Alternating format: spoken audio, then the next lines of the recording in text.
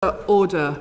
Welcome to this morning's evidence session. This is a one-off session with the Secretary of State for Transport, and we're very grateful that she's come. We've left her a few months this time to get settled into the job, so I'm sure she's on top of all the issues. As I think people know, we'll be scrutinising the work of the Department for Transport and the Secretary of State's priorities for the months ahead. So could I ask you both to introduce yourselves? Thank you very much, Chair. My name is Heidi Alexander and I'm the Secretary of State for Transport. And I'm Jo Shanmugalingam, Second Permanent Secretary at the Department for Transport. Welcome. And I know you were hoping to make an announcement at this committee, and we're very honoured that Secretaries of State use committees to make announcements, but I hope you'll be able to do that as an answer to our questions, if that's okay. Whatever's easiest for you, Chair. I think that works better. Because we prefer that Secretaries of State and other ministers don't make speeches at the beginning of their evidence to committees. So I'm sure you appreciate that.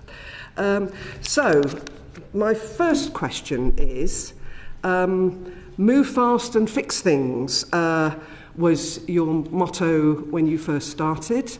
Is it still? How's it going? Well, certainly that was the motto that my predecessor, Louise Haigh, gave to the department when she arrived after the general election last year. I think it's a good motto to have because wherever you look, frankly, there are problems on our transport network. And so I've been very determined since taking office that I do crack on and fix the problems that people are experiencing, whether it's on our roads, on our trains, on our buses, no matter which part of the transport network they are using. I would also just say, though, Chair, that I think that whilst move fast and fix things is a good motto, after 14 years of the last government, people also want to see action, and action does speak louder than words, and that's why as soon as I was asked by the Prime Minister to take on this role, within days I announced which of the train operating companies would be the first to come into public ownership under our new legislation. We've introduced the buses bill and made sure that we've got funding to protect local routes. We've announced record investment in local roads maintenance, an uplift of £500 million to local authorities so that they can crack on and fix that issue that we all know only too well is the source of many discussions on the doorstep, which is potholes and road maintenance. We've introduced the SAF mandate, the Sustainable Aviation Fuels mandate, to green aviation in January. We've also introduced new flexibilities to the zero emission vehicles mandate a couple of weeks ago, and we've also bitten the bullet and taken decisions on planning applications that have been sat on desks for far too long in the department. So I hope I've done that motto proud, but as I say, actions speak louder than words. Absolutely. So on one specific issue, since we took evidence in December about the unacceptable waits that people are facing for driving test slots, waiting times have actually increased. When will that be fixed? So, Chair, the waiting times that people are experiencing are totally unacceptable at the moment, and despite the action that the Minister for the Future of Roads announced in December of last year, we have seen waiting times for accessing driving tests hitting new highs. Of course, DVSA did deliver a record number of driving tests last year, 1.95 million, but there have been some changes in behaviour. That's why I was keen at the start of the session, Chair, as you alluded to make clear the new instructions that I've given to DVSA to make further progress on this. I have instructed them to pay additional overtime incentive payments to everyone delivering extra driving tests to try and crack through the number of people waiting. We are asking DVSA staff who are qualified to conduct driving test examinations to consider returning to the front line voluntarily and carrying out tests themselves. That will mean that they won't be able to continue doing the roles full-time that they are currently doing in DVSA. We are going to double the number of permanent trainers for new driving examiners. We will also be consulting on changes to the driving test booking system to try and deal with this issue of the bots that are frankly exploiting learners at the moment. And taken together, we think that these measures could result in tens of thousands more driving tests happening this year. To answer your specific question about when do we expect to return to that 7-week target for waiting times, we think that this package of measures I'm announcing today could result in us meeting that target again in the summer of next year.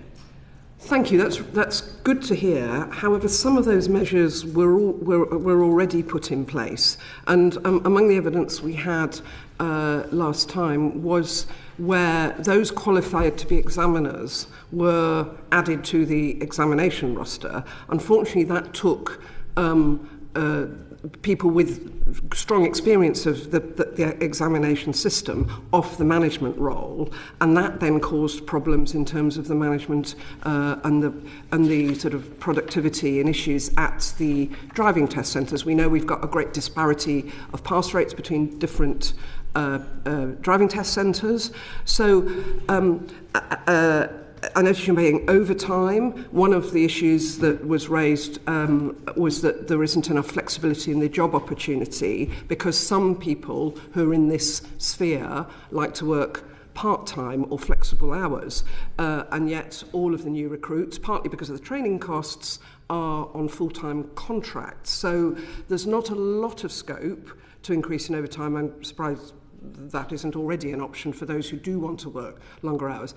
And the difficulty is, the reason this isn't as easy as it sounds, is that where a lot of examiners come from is from the pool of people who are driving instructors, who of course, many of whom can, whether they're employed or self-employed, can have more control over their own hours, and of course the pay rate is higher. You say it's going to be cost neutral. We pointed out that, like a lot of government charges, the rate that people will pay for a test hasn't increased since 2010.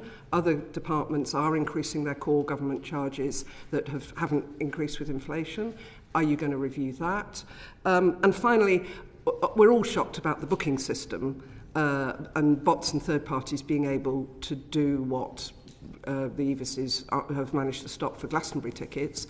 But frankly, that is a function of the shortage of supply and the over-demand for the supply. The over-demand for the shortage of supply. So while that would be very welcome, it in itself isn't going to stop the problem. Sorry, it's a series of... Yeah, so there's a lot in there, Chair. I mean, you are right to say that the use of the additional overtime payments and the use of what are known as warrant card holders, these are the DVSA staff that are qualified to do examinations but are currently doing other work. They were initiatives that the previous government did have in place for a period of time, and there is a balance to be struck here, because you won't be able to do some other types of policy work that those individuals would be doing. I think, though, the situation has hit such a crisis that we do need to take those measures now, and in my conversations with the DVSA, I am persuaded that they will be able to manage this process appropriately. You are also right to express the view that there is a desire for part-time examiners. I don't know whether the second permanent secretary might want to say something on that, because I know it is a subject that we have been looking at.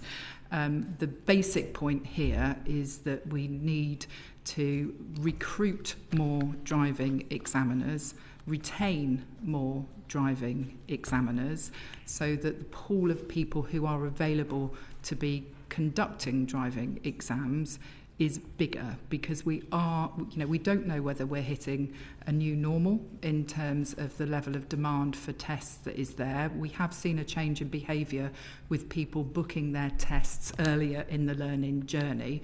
But I do want to assure you, Chair, that where government systems are acting as a brake on growth and people's aspirations, we will act. And that is why I've taken the decision to introduce the measures today that I've outlined to you. Joe, I didn't know whether you wanted to say something on the part-time exam. Yeah, or sort of more generally, we do think the overtime measure in particular will make a really material immediate difference. So it means that an individual examiner could do 40 extra tests a month if they chose, so a third more than their normal roster on a full-time basis, and that effectively buys time while the structural changes announced in December and the further ones announced today have an effect. So, for instance, one of the December announcements was to change booking conditions, to increase the period for free cancellation from 3 to 10 days.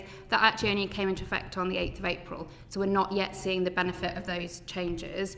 And again, by increasing the number of permitted examiners, that will give us the opportunity to look at, as you say, how we can bring in the widest variety of people into this workforce, because we absolutely need to do that to make this a sustainable difference and break the cycle that we are still in today. Did you want to ask? I'll just press you on one of the many points that the Chair raised about the cost of the driving test itself. I'm conscious it's pretty unpopular for politicians to suggest that government should put up its prices, but that behaviour that you alluded to of people booking earlier, I learned anecdotally from talking to people in the queue at the moment that they book as soon as they start their driving tests because they know there's a delay. They take the test, their lessons. They take the test whether they're ready or not, because it's actually cheaper in some parts of the country than doing a driving lesson. So why wouldn't you, and why would you bother cancelling? And that means that either we're getting more tests used by people that fail because they're taking them prematurely, or worse, we're getting people passing sort of by chance who aren't actually safe and ready to drive. Am I right in thinking that it needs secondary legislation to adjust the price of the driving test? And is that on the radar as a way of adjusting that behaviour that you described? We haven't ruled anything out at this stage, but I think that if we were to consider raising the price of taking the driving test, people would rightly say, well, we want a decent system in place to be accessing that. So there's a chicken and egg element to all of this. In terms of the legislative process by which this would happen, I would need to check that and come back to you. It is a statutory instrument, yes. It's a statutory instrument, so secondary legislation. The DVSA are obviously running a campaign about encouraging individuals to consider whether they're ready to pass, because if we can reduce the number of failed examinations, then that will reduce pressure on the system overall. But we are looking at all measures. I would make a broader point actually on coming into this department. I've been quite astonished at the number of fees and charges which have seen absolutely no increase at all over the last 14 or 15 years, and no politician wants to ask people to pay more for things. But in order to cover the operating costs of different systems, and sometimes those things are necessary. So we haven't taken any firm decisions either way on the issue you raise. Thank you. But given how much people are in fact paying 3, 4, even 5 times the £62 to get a test, it does suggest that there's, and the cost of lessons, it does suggest that there is some leeway in bringing the cost up, at least to meet inflation, and that might bring a little bit more income into the DVSA. As you say, you want your announcement to be cost neutral, so just a suggestion. Okay, can I now move on to spending? Steph? Me again, sorry. The committee is very interested in your department's submission to the spending review, and I guess when it comes to your organisational structure, and in particular staffing resource, it seems like now is a good opportunity to reflect on what the job is that the department's trying to do, in particular with these big decisions on rail and buses, and whether the design of the departmental structure is best fit for that. I wonder if you could comment on that, but also talk about staffing levels. Are we going to see changes in staffing levels, staff location, those sorts of things? Right, start. I'm happy to start, Yep. and then perhaps Joe, if you want to pick up some of the detail. I mean, you will be aware, and other committee members will be aware, that the government has set an objective to reduce the administration costs of government by 10% by 28, 29, 15% the year after. We haven't talked about headcount reductions as such, because we think that will result in some perverse incentives. You could reduce the central headcount of a department by paying more consultants, for example, which wouldn't necessarily be the right thing to do, both from the point of view of the public finances or from the point of view of how effective the organisation is operating. I also just think when we're talking about staffing numbers and levels, it's important to remember that one of the previous Prime Ministers, Boris Johnson, set a target for reducing civil service headcount numbers, and we saw those numbers shoot up by 130,000. So I think focusing on how we spend money more efficiently is right. Having said all of that, if you look over the last 5 years, the central department's headcount has gone up by about a third, and I'm not sure whether that is justifiable in the medium to longer term. We did initiate a voluntary exit scheme last autumn, and we anticipate nearly 300 people leaving under that voluntary exit scheme. That's out of a total of about 3,700 staff in the department. And there are some changes in government, things like the government car service is transferring over to the Cabinet Office. Obviously with GBR and the setup of Great British Railways, there will be a number of DfT staff who will transfer into that new organisation. So we're constantly looking at ways in which we can rewire the state and make it more efficient, but also we need to make sure that we've got the right skills and the right people in the right jobs. Well, the Secretary is absolutely right. The department has grown, the central department, quite considerably over the last 6 or 7 years, as most central government departments. The voluntary exit scheme is part of us beginning to get smaller, and we expect that to continue.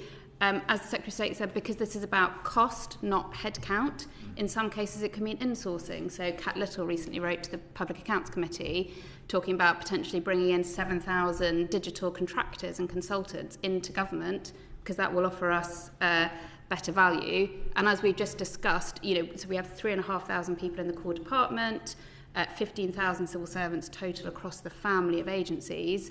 We want there to be more driving examiners covered by the fees replaced. We will look at how we get best value for the services and the outcomes the government want to deliver. Thank you. Just a brief supplementary, Chair, if I may. You touched on those agencies because, in fact, without being distracted by consultancy debates, those arm's-length agencies are an important part of the overall remit of the department. Do you see many structural changes happening there other than the obvious ones with GBR? The government's asked us to look, the Prime Minister's been very clear to look at the role of sort of where government is conducted, making sure ministers have the right oversight. We've got a sort of a simpler way for citizens and businesses to interact with government. We might probably come on to it. We've got a sort of massive change coming with Great British Railways and huge simplification, and we will always carry on looking at how we make how we conduct our sort of transport responsibilities as simple and straightforward as possible. Thank you. Okay, Lawrence. I think that I had a... Sorry, Catherine. Yes, I do apologise. Transport creates and underpins so much economic growth, but there is significant inequality between the regions when it comes to transport spend. The East Midlands and the South West get little more than half of the average spend when it comes to the United Kingdom. Will addressing that regional inequality be a priority for you in the spending review? Yes, very much so. Chair, it might be helpful if I just say something about the way I'm approaching my spending review discussions with the Treasury and what I'm prioritising within that. I think it's really important that we prioritise investment in transport that will deliver economic growth in this Parliament and will help contribute to the delivery of the 1.5 million homes that the government has committed to. but I also want to find a way to improve the everyday experience of people using our transport network, no matter how they are choosing to travel. And I do think we need to get the basics right as well, because we've got a lot of ageing assets on our transport network at the moment. If you think about when our motorways were built, if you think about our railways, and so basic maintenance is really, really critical. One of the things that I have done in putting together the proposals for the spending review from the Department for Transport is, look at the breakdown by region in terms of our capital submission. So if you compare the amount of capital that we would ideally like to have to deliver transport infrastructure, how does that then compare to the overall size of the population that lives in that region? And for those two things to be broadly in balance would be an outcome, I would look to achieve through the spending review process. Now, clearly, I'm in negotiations with colleagues at the moment, and so as much as you might try and tempt me to give you specific answers on specific schemes, I won't be able to do that today. But to reassure you, that point about regional balance is very important. I am also very alive to the fact that when you talk about investment in transport infrastructure, the economic benefits of that investment can bleed across areas. And so if you take London as an example, the population from the southeast that travels into the capital every day for the purposes of work is very high, and so when you look at spending per head of the population, London will look quite well provided for, but of course it has a very, very large commuter hinterland as well.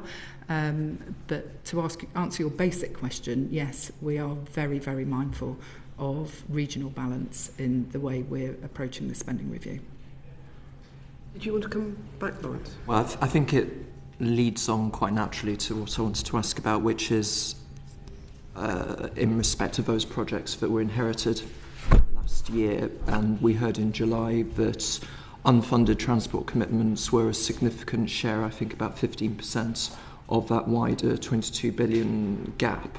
So in terms of the review of those projects, what progress has the Capital Review Panel made, and when can we expect to hear the outcome of that process?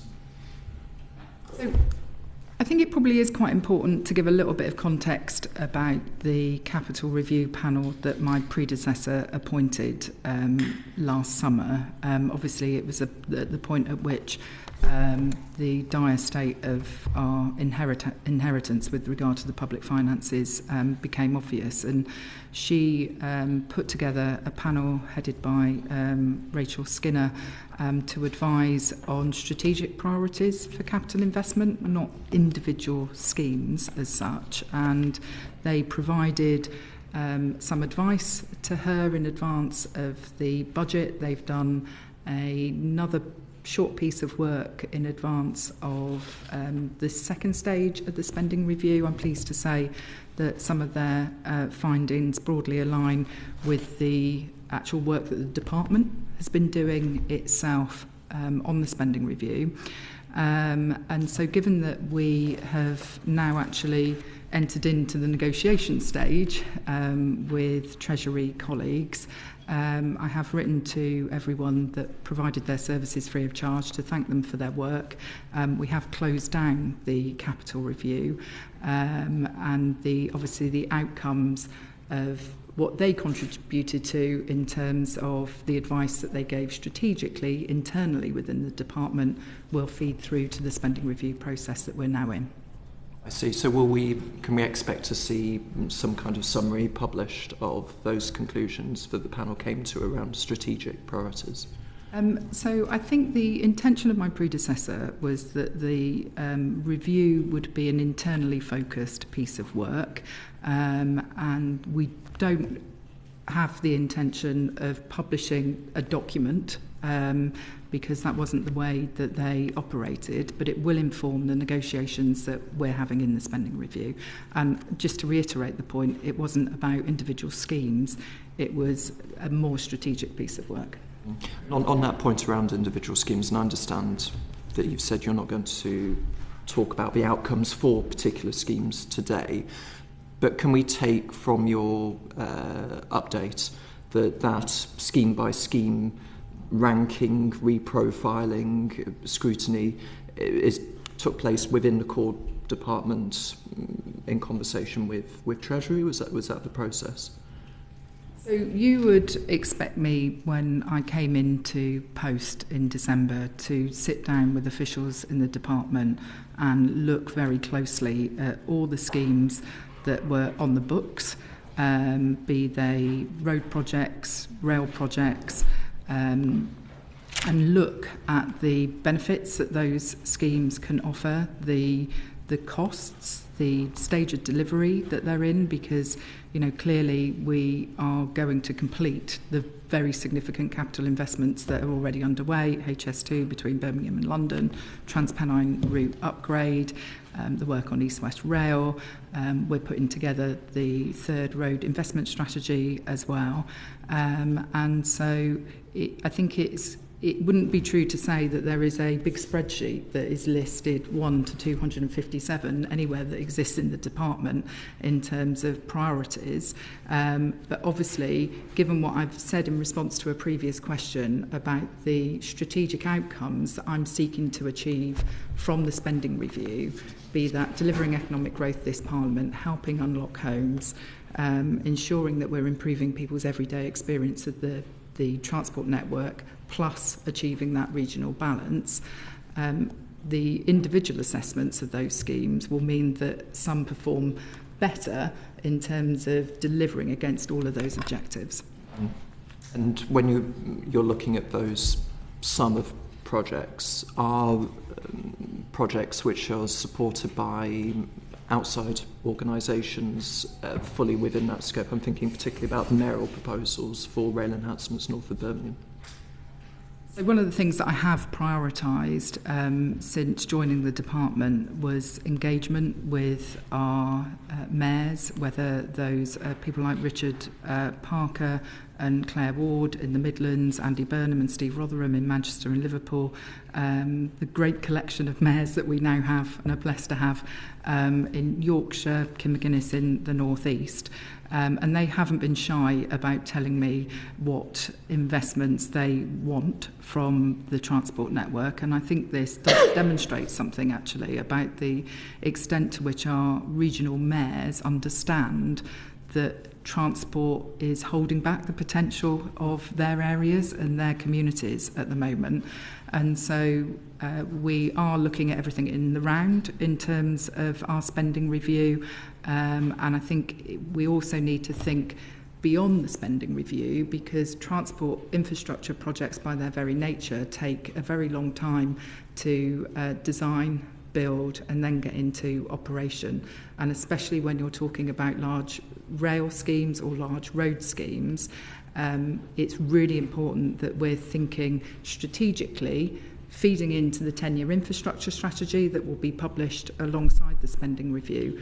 But I would argue thinking beyond that as well in terms of a time horizon, because what we've had under the last government is a lot of promises, a lot of lofty ambition, but that simply the money wasn't available to deliver it. And so I think we need to build confidence in the supply chain. I think we need to give certainty about the pipeline of infrastructure investment that we want to bring forward as a government over what will be a decade of national renewal. If I may just finish by referencing the point that my colleague Catherine made about regional disparities. Understanding you said today that you do want to take a balanced approach. I would just ask that historic imbalances be taken into account. In the Midlands, it did always feel like the Midlands engine was the afterthought to the Northern powerhouse, and the figures which have been quoted today bear that out. There has been a lot of interest in the future of Midlands Rail Hub, and a major part of that proposal, the Kings Norton upgrade, is in my constituency to declare an interest. So just ask that when a department is looking at priorities, I understand that you might be looking at a fair balance within a particular set of packages, but there is a historic lack of investment that needs to be remedied, and what some people think of the squeeze Midlands as well. I take your point. I would just also say this is a point that has been made to me by various different sources. I met very early on with Ken Skates, who is the Welsh Government Transport Minister, along with Joe Stevens, the Secretary of State for Wales. And, you know, they were making a very similar case to you, pointing out that historic rail investment in Wales has lagged, and asking through the spending review whether we could address that point. So it is something that I am alive to. What I can't do is make any promises today about what the outcome of the spending review will be, but what I can assure you is that those schemes which will significantly improve the experience of people travelling on the public transport network and on our roads, and which will unlock that economic growth and help deliver new homes, they are very much the subject of discussion between me and Treasury colleagues at the moment about what the priorities are and what we can afford to deliver over the next 4 years. Thank you. Capital expenditure across government is set to be increasing. So why is the Department for Transport going to spend less on capital projects in 25-26 than in previous years? So I think the capital budget for the Department for Transport in 25-26 is £21.8 billion, and that is broadly in line with the levels that have been spent in recent years. I think it was 22 billion in 23-24 and just under 20 billion in the financial year just ended. I think some of those fluctuations that you see on individual years can sometimes be accounted for specific things in historic years. So if you look at inflationary pressures on HS2 or a one-off uplift to local roads investment, that can then skew the figures slightly. But I am very clear that we are, maintaining a really good pipeline of investment at the moment. Some of the schemes that I mentioned in response to previous questions, whether it's making sure that we get on and complete HS2 between Birmingham and London, the Transpennine route upgrade, the fact that we've also haven't been frightened to take decisions on some of those big infrastructure projects as well. And so, we do have the highest level of capital expenditure in government. It's important, given the impact upon economic growth that transport investment has. But that doesn't mean to say that we shouldn't look to drive efficiencies in that as well, because we need to make sure that the taxpayer is getting really good bang for its buck when it comes to the money that we're spending on building new and enhancing and maintaining our transport network. Yeah, that's correct. But the money for major capital infrastructure doesn't just have to come from the taxpayer. As many of our competitor countries have shown, are way ahead of us in terms of imaginative and different ways of bringing private sector investment in. You're absolutely right that major infrastructure delivers growth, and we can see that in the success of Crossrail / the Elizabeth line and what that's generated in terms of jobs, property values, new developments and so on. So what assumptions have been made in the spending review submission from your department about more and greater levels, or a greater extent of different types of and greater levels of private sector funding in transport infrastructure investment? Yeah, it's a fair point, and I think historically as a country we have made some use of private finance initiative and private sector concessions. If you think of the Mersey Gateway Bridge, the M6 toll in London, actually examples like the DLR extension and the Silvertown Tunnel. As part of this spending review, we are considering two specific projects from a private finance perspective, one being the Lower Thames Crossing and the other being the way in which we deliver the new station at Euston. Euston is a very, very complicated piece of transport infrastructure to get right, because not only is it about the new HS2 station, you've got the existing railway station, which we know people have huge frustrations with. You've got the underground station there and a lot of development potential around that site. So both on Lower Thames Crossing and Euston, we are in discussions with Treasury colleagues about private finance. We haven't taken a decision on the type of private finance model to pursue. We will be working on that very closely with colleagues across government in the coming weeks. Okay, thank you. Lawrence. Following up on a similar point, now that the Lower Thames Crossing has been given a green light or a development consent, and it pains me to say this, but looking at some other large projects like HS2, something has gone really quite badly wrong with the delivery of that project. What lessons are you looking to learn from HS2's experience to make sure that there isn't a repeat with similar large-scale investment? So it's obviously the right question to ask, because we inherited an absolute mess on HS2, and as someone who chaired the Crossrail project in the last 2 or 3 years of its existence before we brought the line into use, we said at that point in time we wouldn't make the same mistakes again, and it's frankly heartbreaking to see the same happening on HS2. I would just say that I think there are quite considerable differences between the Lower Thames Crossing and HS2. The Lower Thames Crossing is geographically constrained, and the scope has been very tightly defined and has undergone a number of reviews. And, you know, if you think about the fact that the previous government spent £2.5 billion on phase 2 of HS2, which never happened, that's an awful lot of money that could have been spent on improving other bits of the transport network. So I think one of the mistakes of HS2 was not having sufficient design work done before construction work actually started, because then you see changes being made through the process, and that inflates cost. I believe that is a point that the new Chief Executive of HS2, Mark Wilde, has made. And so actually having the scope really nailed down to start off with is absolutely critical.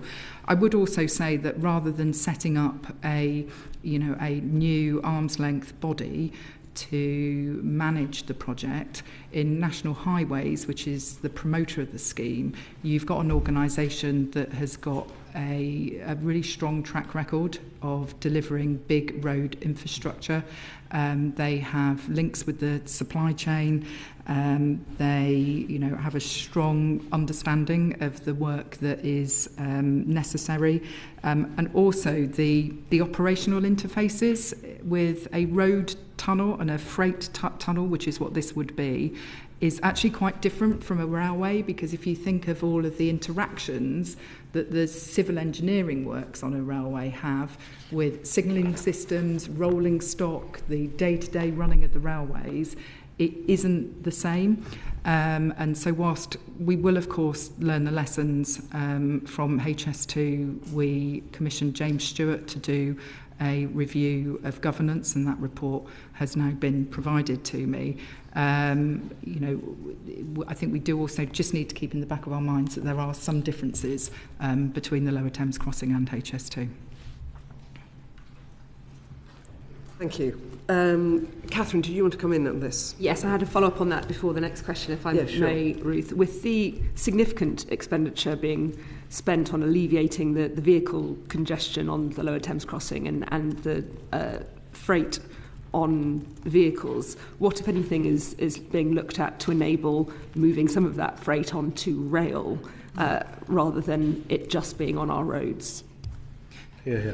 So I'm very keen to see an increase in rail freight, and one of the things that we consulted on in the rail consultation document that we published a couple of months ago was setting not only a duty on Great British Railways around freight, but also setting targets for growth in rail freight as well, because getting these huge lorries off our road and moving that freight via rail or by water even is, I think, good for the environment.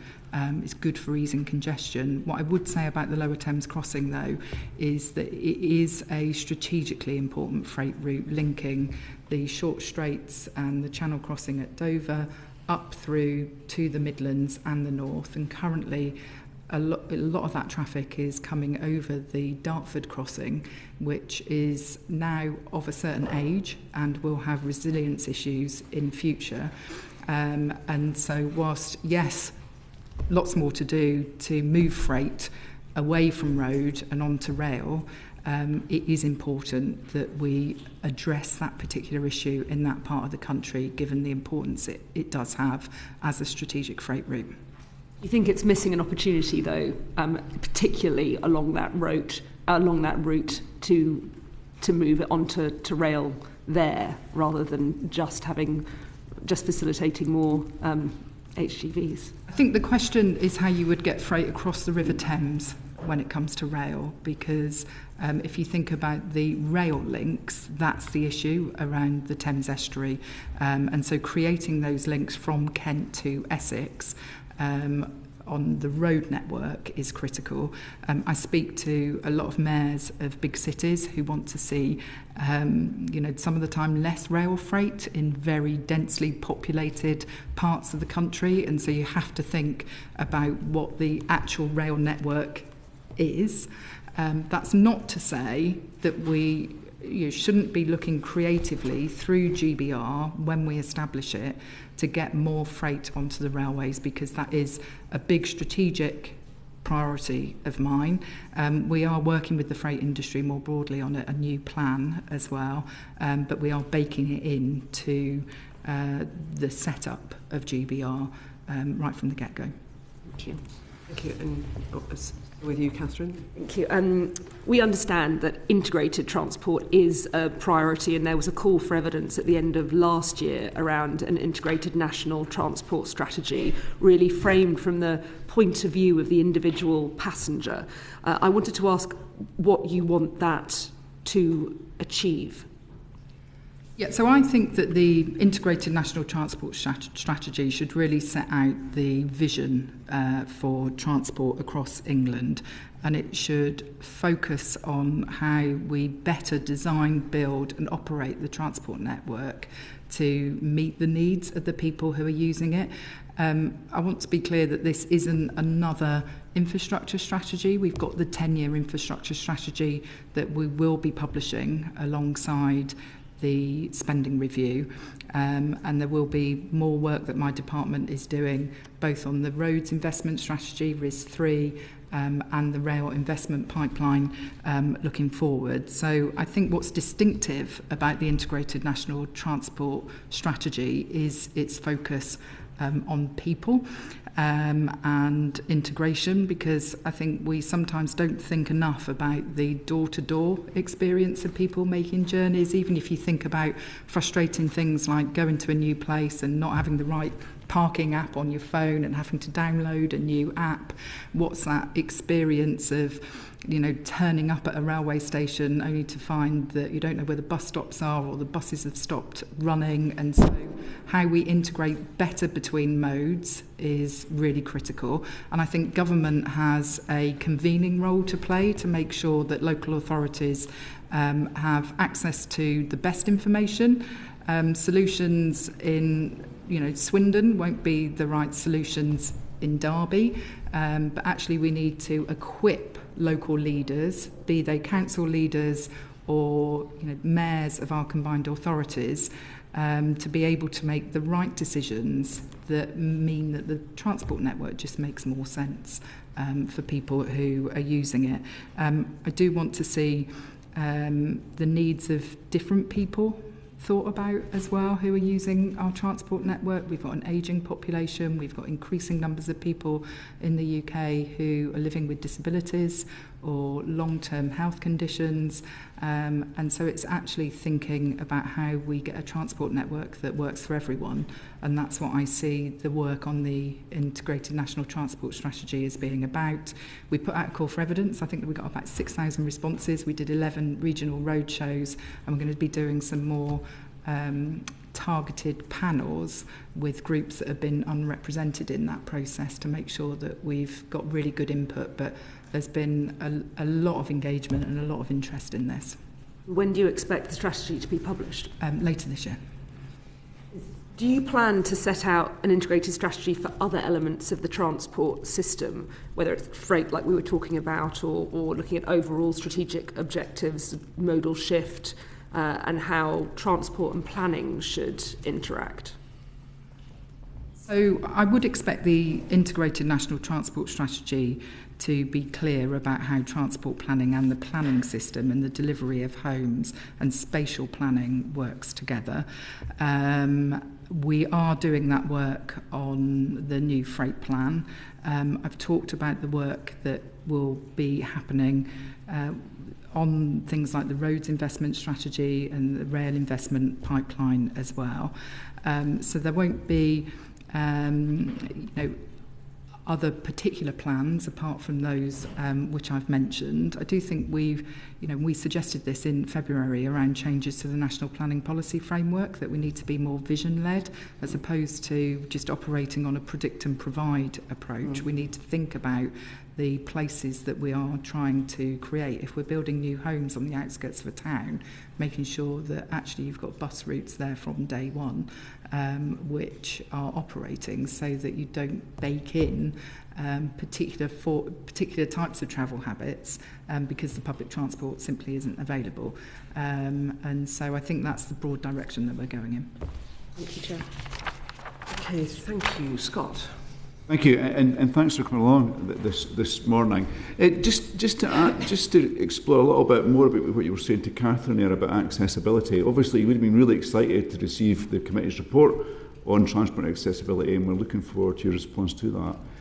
But you spoke quite generally there about how it's important. Are you able to give examples of how this government has changed its approach to accessibility?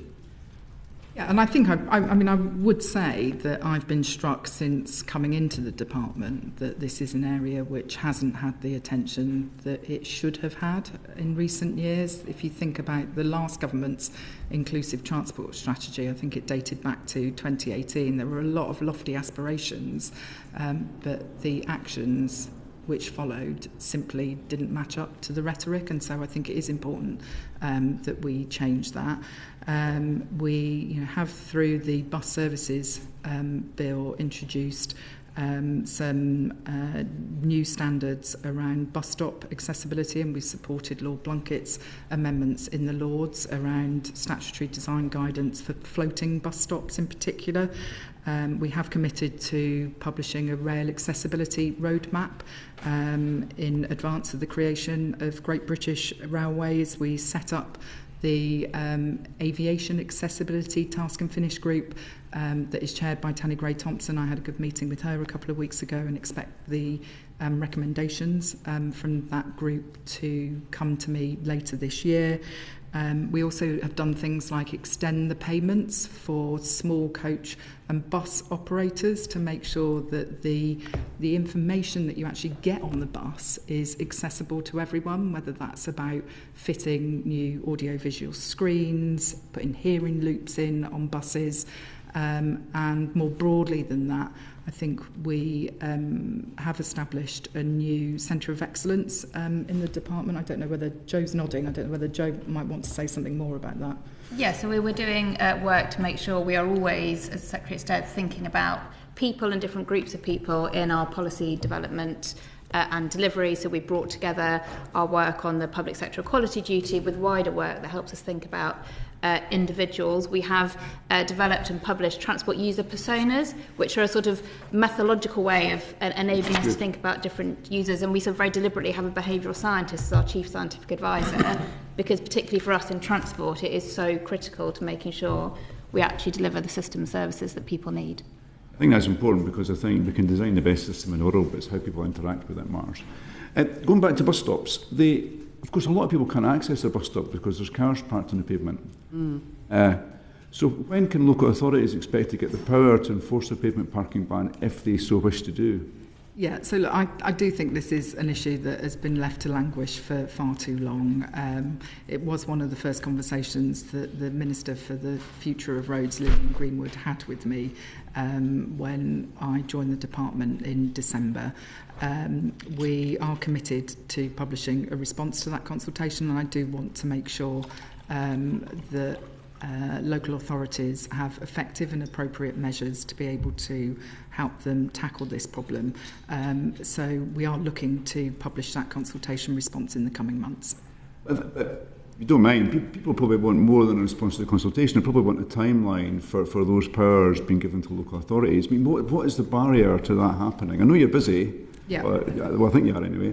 I definitely am. Yeah. So what is the barrier to making that happen? Because I think, you served in London for a long time. You know it can work because it works in London. I represent Edinburgh, it works there. So what's the barrier to creating that more equal country? Yeah, so I think we need to work out what approach we would like to take, whether it's one that is perhaps more limited, involves secondary legislation, whether it's more extensive, might involve primary legislation, and we would need to look through how we might then work that into our broader programme. But it is something that, I know Lillian, the Minister for Roads, is very, very passionate about. And so, I am committed to, as a first step, getting that consultation response out in the coming months and then moving quickly thereafter. I'm sure you're passionate about it too. I'm sure you are, yeah. So your predecessor, we've talked about your predecessor a lot, but she also committed to giving the CAA more powers to protect consumers, particularly around accessibility. But I think that's going to have to involve legislation. When can we expect to see that? Yeah, so we are looking at strengthening the consumer enforcement powers of the CAA. We have committed to doing that. And we're looking for legislative opportunities in both this current session and future sessions of Parliament. I mean, at the moment, as I understand it, the CAA have a mixture of consumer enforcement powers. Some of them are quite soft about writing letters and providing guidance. They can also take legal action through the courts, but that can often be very time consuming. I know that they took Ryanair to court a couple of years ago when there was some industrial action around pilots that actually took 3 years to conclude. All the time consumers were waiting without any compensation. This is on the list of things that we want to get sorted, and as I say, we're looking at the appropriate legislative opportunities. Yeah, so I think your predecessor was looking to reduce the need for legal action and actually just give the CAA more powers to act. But I get that airlines might have concerns about that. But and look, I think there is a case for bringing the consumer enforcement powers that the CAA have in line with what other regulators have, such as the CMA. So accessibility is a big issue. We've got our report, and I'm sure you're working on the response to that this afternoon once you get back to your office. So it cuts across so much of what the committee does. So it'd be good to get a commitment for you to come back and perhaps discuss that report and other issues right across the accessibility spectrum. And it'd be good to hear more about the excellent work from the department, actually. Yeah, I mean, of course, I'm always very happy to update the committee in whatever form is most appropriate and most convenient, and we will be responding to the report that you have published in line with the deadline. I think we're due to report next month in May to you, and I have looked at it very carefully and will continue to do so and give you my commitment that I take a very strong personal interest in this. And we'll probably appreciate regular updates. Catherine, you had a very specific rail-based question, which is very pertinent. But also, I think within our report, there was a really powerful quote from Baroness Gray-Thompson, who said that if we don't see change, she said, in my lifetime, I will not be able to get on a train without the permission or support of a non-disabled person. But we have so many physical barriers still on our train network, from the lack of step-free access and level boarding. So when do you think we can see that change so that we don't have trains without level boarding? So this is a very thorny issue to sort out. I spent a lot of time working on the Elizabeth line in London, and whilst you've got level platform to train access in the central section of the Elizabeth line, where the platforms and the stations were constructed completely brand new, on some of the other platforms on the outer limbs of that route, the fact that the platforms have been constructed many decades ago, and there's often a gap between the platform and the train, not least because freight sometimes runs on those tracks as well, and the size of the freight train is difficult, that the infrastructure works to some of the platforms to actually make level boarding possible, even when you've got well-designed, accessible trains like the new Elizabeth line fleet that, you know, I know are being manufactured in your constituency. It's a massive, complicated jigsaw problem to get right. I know that there are a number of schemes to address the height differentials on platforms, which both for disabled passengers and frankly also for able-bodied passengers, some of the gaps between the trains and the platforms are enormous, and even if you're not necessarily frail but don't feel particularly confident on your feet, that can be a massive thing to navigate. So if we're wanting to get people back to using the railway network, the design of new trains is critical, but also how you do these enhancement projects at stations to address the basics of things like platform design and then the lifts to get to the platforms in the first place.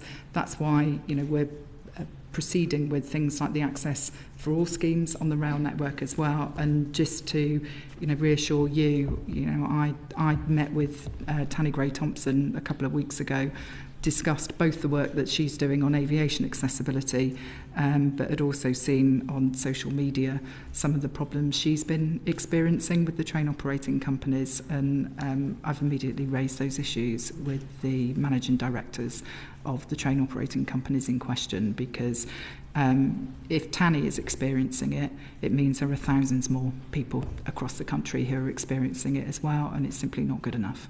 Certainly going forward, we would expect, would you agree, that all new trains should absolutely have level boarding? Yes, albeit, even though the point I made to start off with still stands, that even if you have level boarding on new trains, the physical infrastructure, the platforms at some stations on the routes that those trains will be using will mean that some of the time, not all of the stations are fully accessible.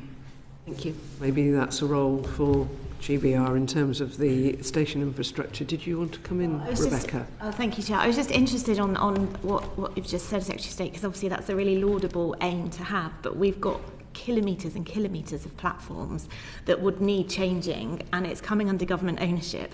And given the wider conversations about money, I'm just conscious that anybody who's disabled listening in on this morning might be thinking, gosh, this is going to revolutionise. But, you know, I'm just thinking about Paddington, for example. It's a huge step down off a train to change 12 platforms at Paddington, though, to make that work.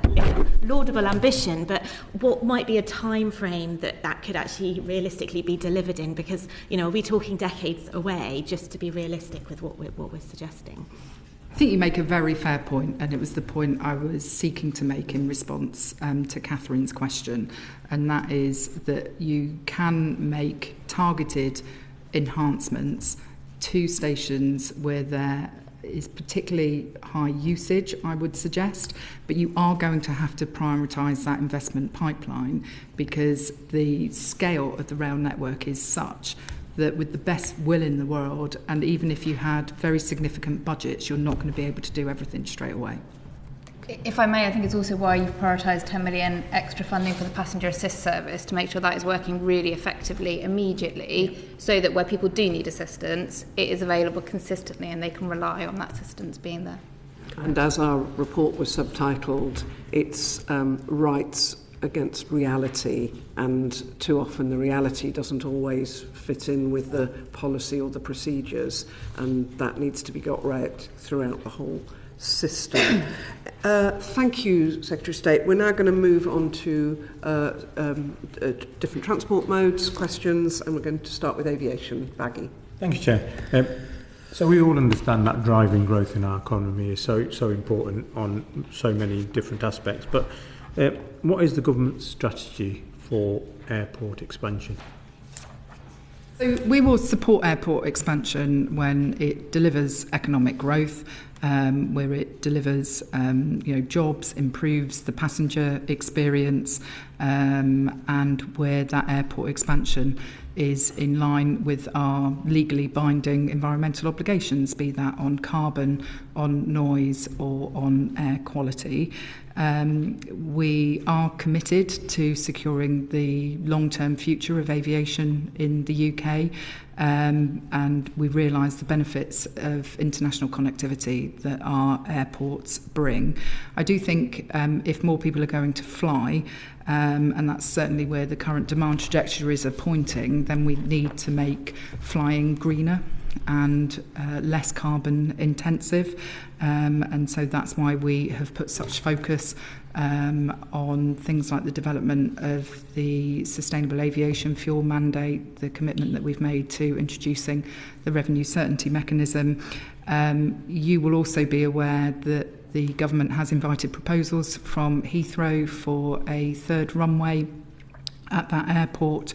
We have committed to urgently reviewing the airport's national policy statement that the previous government put in place, and that we are also using the making best use policy to drive decisions around airport expansion at other airports which have runway capacity that they could use better, and that is what led me to take the decision a couple of weeks ago to approve the expansion of Luton Airport, and a couple of weeks prior to that I also took a minded to approve decision on Gatwick as well, albeit that I'm waiting for some information to come back from Gatwick Airport before taking a final decision on that. Okay, so this approach, is there an overarching vision for aviation, and is there a written document that exists or is going to be produced?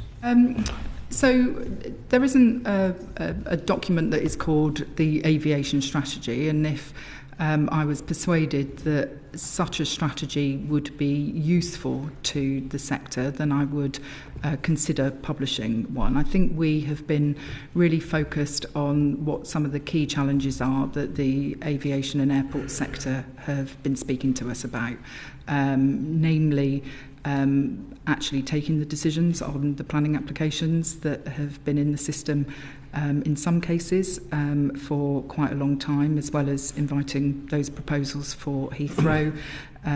We are committed to modernising our airspace, and that will also have an impact upon the carbon intensity of aviation by enabling flights to pursue more direct routes and reduce the amount of time that planes are actually in the air. And as I said, the really important point about decarbonising aviation, and so when there are limited resources within the department, I want to focus on actually making things happen, getting the SAF mandate introduced in January and the commitment to legislating for the revenue certainty mechanism are things that we're really focused on. But as I say, if the sector came to me and said this would be helpful, then I would consider it, but it's not currently in the work programme for the department as of today. Okay. And just going back to the third runway at Heathrow Airport and the 4 government tests, which you touched on there, and I'm sure you don't need reminding of these, but just for the record, air quality, noise pollution, climate change obligations and the countrywide benefit. Are you satisfied the third runway would meet these tests? So I should be clear about the fact that there is no live planning application at the moment, so I can't give you a definitive answer because I don't have a planning application in front of me, and my role as the planning decision maker on airport expansion plans is to look at the economic benefits that expansion can bring and weigh them up against the impacts on the environment, be that carbon, air quality and noise. We do need to go through the process of reviewing the AMPS, and that will be the document against which any development consent order application from Heathrow, from the promoter of any scheme, will be considered against at Heathrow. Okay. With London being one of the best connected cities globally, but the share of flights to Heathrow coming down, why is Heathrow's capacity, increasing Heathrow's capacity, the right thing to do? And previous reports have said a third runway at Heathrow would have a detrimental impact on regional airports and jobs at regional airports. How do they sort of sit along each other?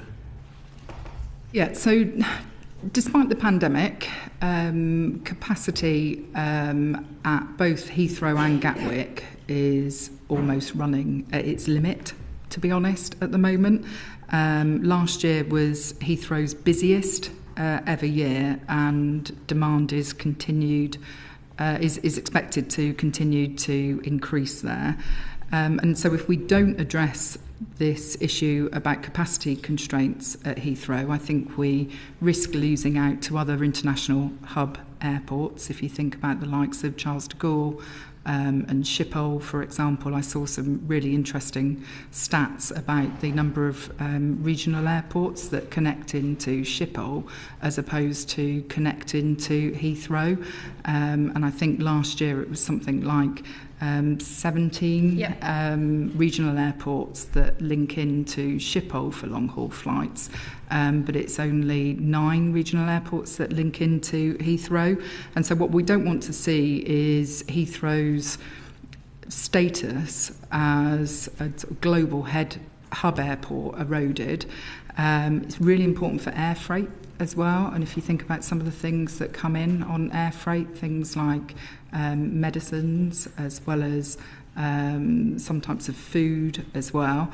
So we do think that the expansion of Heathrow will benefit regional airports, because when airlines are also looking at their own commercial operations, subsidising some of those regional routes which are less profitable than the long-haul routes is also critical. And so I think the last government's AMPS did seek to protect those regional routes, and I see no reason why the expansion of Heathrow won't be good for regional airports, and I know some of the regional airports have expressed that point to me. Okay. And then finally from me, something that was highlighted to this committee during a recent piece of work on the incident at Heathrow Airport is their operating fees are seen by some as being very high. With any expansion, what action can the government take to make sure regional connectivity is maintained and some regional operators aren't priced out of the market? I think I've probably, addressed that point in one of the points I've already made about the way in which airlines will often cross-subsidise some of the less profitable regional links through having the ability to fly more long-haul routes. The charges that the airport applied to airlines is regulated by the CAA, as you will know. And the CAA are going through their process of agreeing the conditions for the next regulatory period that's called H8 for Heathrow Airport. And so whilst we work closely with the CAA, it's an independent matter for them to determine the fees that Heathrow can charge the airlines. Okay, thank you. I mean, the issue of not having a single aviation strategy is one, as you know, I've raised with you in transport questions. Sitting on your table, or soon to be, or probably will be, is a series of applications, and some of which have already gone through, for many millions of additional passenger journeys across the UK, sometimes by airports who are more or less competing with each other. Previous, unlike what you've just said to Baggy in response to his last question, not that long ago the DfT itself came up with figures that showed that growth at Heathrow would actually disbenefit regional airports and airlines and also even those local economies. So do you not think it's time that ought to actually be an aviation strategy, and one that might also link to UK tourism strategy? Because, of course, the vast majority of those people flying and set to be flying are UK residents taking their spare cash, spending abroad to the tune net deficit of 42 billion. Do you not think it's time probably to have an airports and aviation strategy for the whole of the UK? I do have to be mindful about the work that I'm asking the department to do, to be honest, and the government has invited proposals for Heathrow for a third runway, and we have made that commitment to reviewing the airport's national policy statement. That's a really big piece of work and a really important piece of work. And at the point at which I walked into the department, there were live planning applications on my desk, some of which had been deferred for a number of times, and this government has made a commitment to actually get on and take difficult decisions, and that's precisely what I have done over the last couple of months. We are also doing a massive piece of work about decarbonising aviation and bringing forward legislation on a revenue certainty mechanism for sustainable aviation fuel, which would in effect give investors in sustainable aviation fuel a guaranteed price and return on their development in future. Is really important because at the moment we've only got one commercial production facility of sustainable aviation fuel at Immingham, Phillips 66, and this is a massive potential growth industry.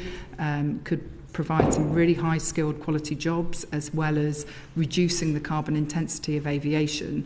And so, if I'm tasking the teams with doing all of this work, plus I'm mindful of the discussion that we started this session with about the resources of the department, making the department as lean and efficient as possible. There is a balance to be struck here about writing lots of strategies and actually getting on and doing the work. And so I haven't detected from the airports and aviation sector a huge desire for a new strategy. They want us to get on and deliver. But as you've said, our transport strategies are there to serve our economy, not to be our economy in themselves. But thank you for your answer. Rebecca, you wanted to come back, I think. No, I didn't. Oh, sorry. No, I do apologise. Right. Okay. Scott, we'll catch up to where I am. Okay. Hello again.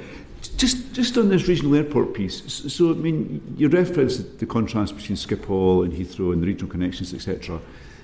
I think that is at the heart of the issue that Ruth was getting to, and I don't speak for Edinburgh Airport, I have to say, but I think what they're concerned about the expansion of Heathrow is they're going to lose some of their point-to-point routes, and people who are currently able to fly direct from Edinburgh to wherever are now going to have to go via Heathrow through the plans that you're inviting Heathrow to submit. I mean, is that a good thing for Edinburgh Airport? And you seem to be saying you're listening to airports, but have you reached out to, have you spoken to, not you personally, has the team spoken to all airports just to really understand what their concerns are and also what opportunities they see in this? Because there is opportunities, I think, for all airports, but has that happened? Yeah, the Aviation Minister, Mike Cain, has a programme of engagement with all the airports. I know he's very diligent and hardworking, and I've spoken to a huge number of airports myself, as well as the airlines. I think there will always be pluses and minuses. And actually, if you're flying further to a European hub airport to then get a connecting long-haul flight, it might actually be better for you to be making that journey within the UK.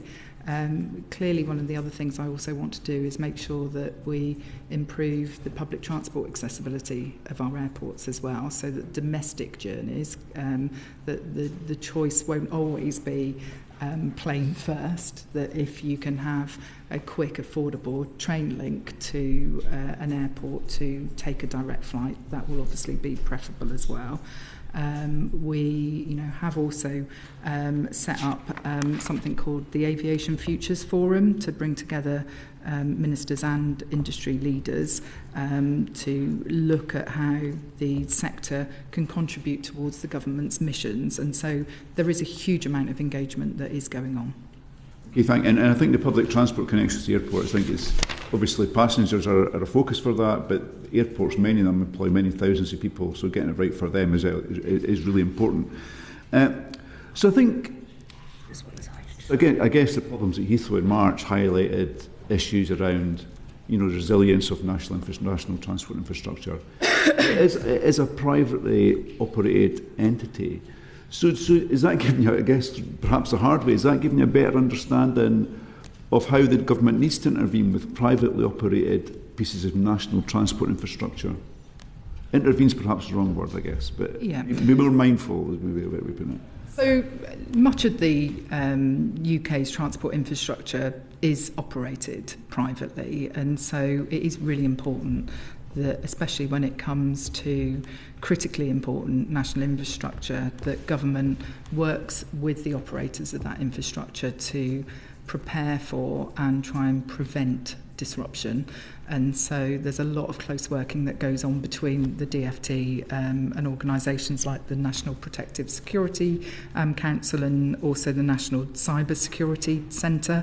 And when incidents do happen, we do work very closely with the private operator. And so if you take the example of the fire at Heathrow, within hours of that fire breaking out, my officials are on the phone to me, who have been in touch directly with Heathrow. We're working with the CAA to look at how we can help recover the situation. What can we do? Do we need to lift some regulations on night flights to help recovery? What can we do working with National Rail and National Highways to manage the issues around people getting to the airport and the disruption that they've experienced? And so, when you were walking through that day, did you have the feeling that these plans were in place for an eventuality like this, and it was a matter of just pulling them off the shelf alongside all the strategies you've got, pulling it off and deploying it, or did you feel that there was a challenge as things were unravelling against maybe the wrong word, unfolding? So within hours of that fire starting, I had a direct phone call with the Chief Executive of Heathrow Airport. I understand he came and gave evidence to this committee as well, and he talked about the resilience plans that the airport themselves have in place. And I was confident that there was a team at Heathrow who were prioritising safety. To be blunt, he pointed out to me that even the traffic lights weren't working at Heathrow on that morning. And so the idea that you'd invite thousands and thousands of passengers in at a point in time when you don't know when flights are going to be taking off and landing again, I think was a fair point. They obviously had to restructure the energy supplies that went into the airport to get it back open. I felt very confident in the team at the DfT that were liaising with them as soon as incidents like this happen. 2 weeks prior to that, we had the collision of vessels in the North Sea as well. That the response that kicks in from government to work with private operators of transport infrastructure, I think is well developed and is something that I do have confidence in. Of course, we need to look across government about the learnings from this particular incident. It's why the Energy Secretary has commissioned NESO, the National Energy Systems Operator, to do that review about what happened there so we can prevent it from happening again.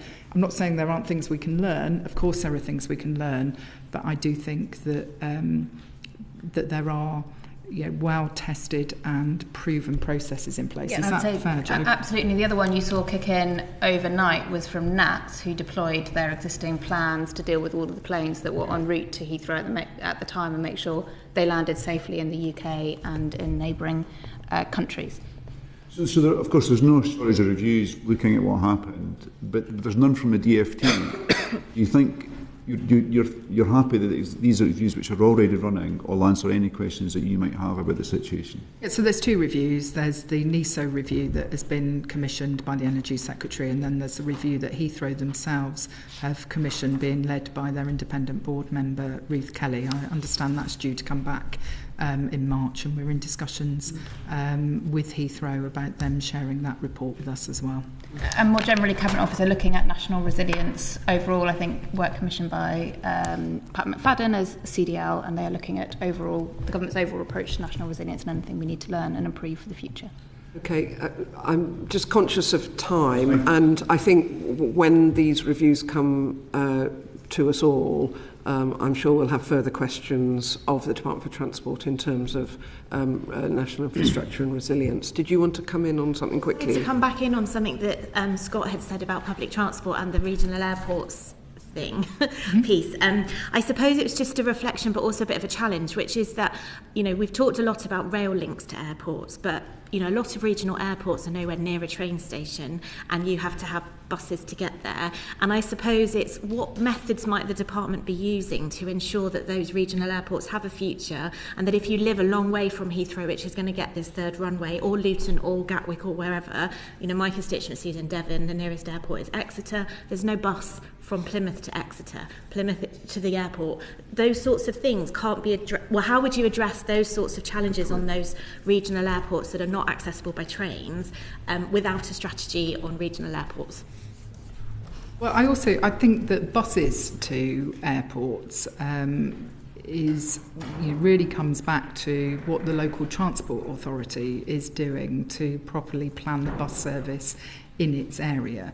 And one of the things that we're doing through the bus services bill is around giving more opportunities to local authorities to go down the franchising route quickly, the enhanced bus partnerships, and I would expect good local transport authorities to be looking at how they can ease congestion both to places of significant employment, but which also are providing a service to their communities.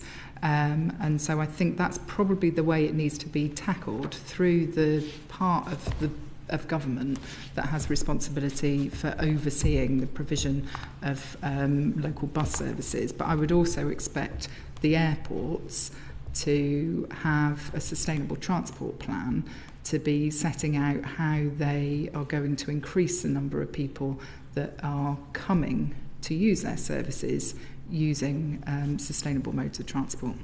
Okay. Thank you. And as we've got sort of less than an hour left, I would ask that everybody is concise, because I know, Secretary of State, you want to cover the full thread of your brief, as do we. We're going to decarbonisation with a series of questions, starting with Baggy. Okay. The Climate Change Committee has pointed out that low-carbon aviation technologies are quite an early stage of their development. Does that not make airport expansion environmentally risky?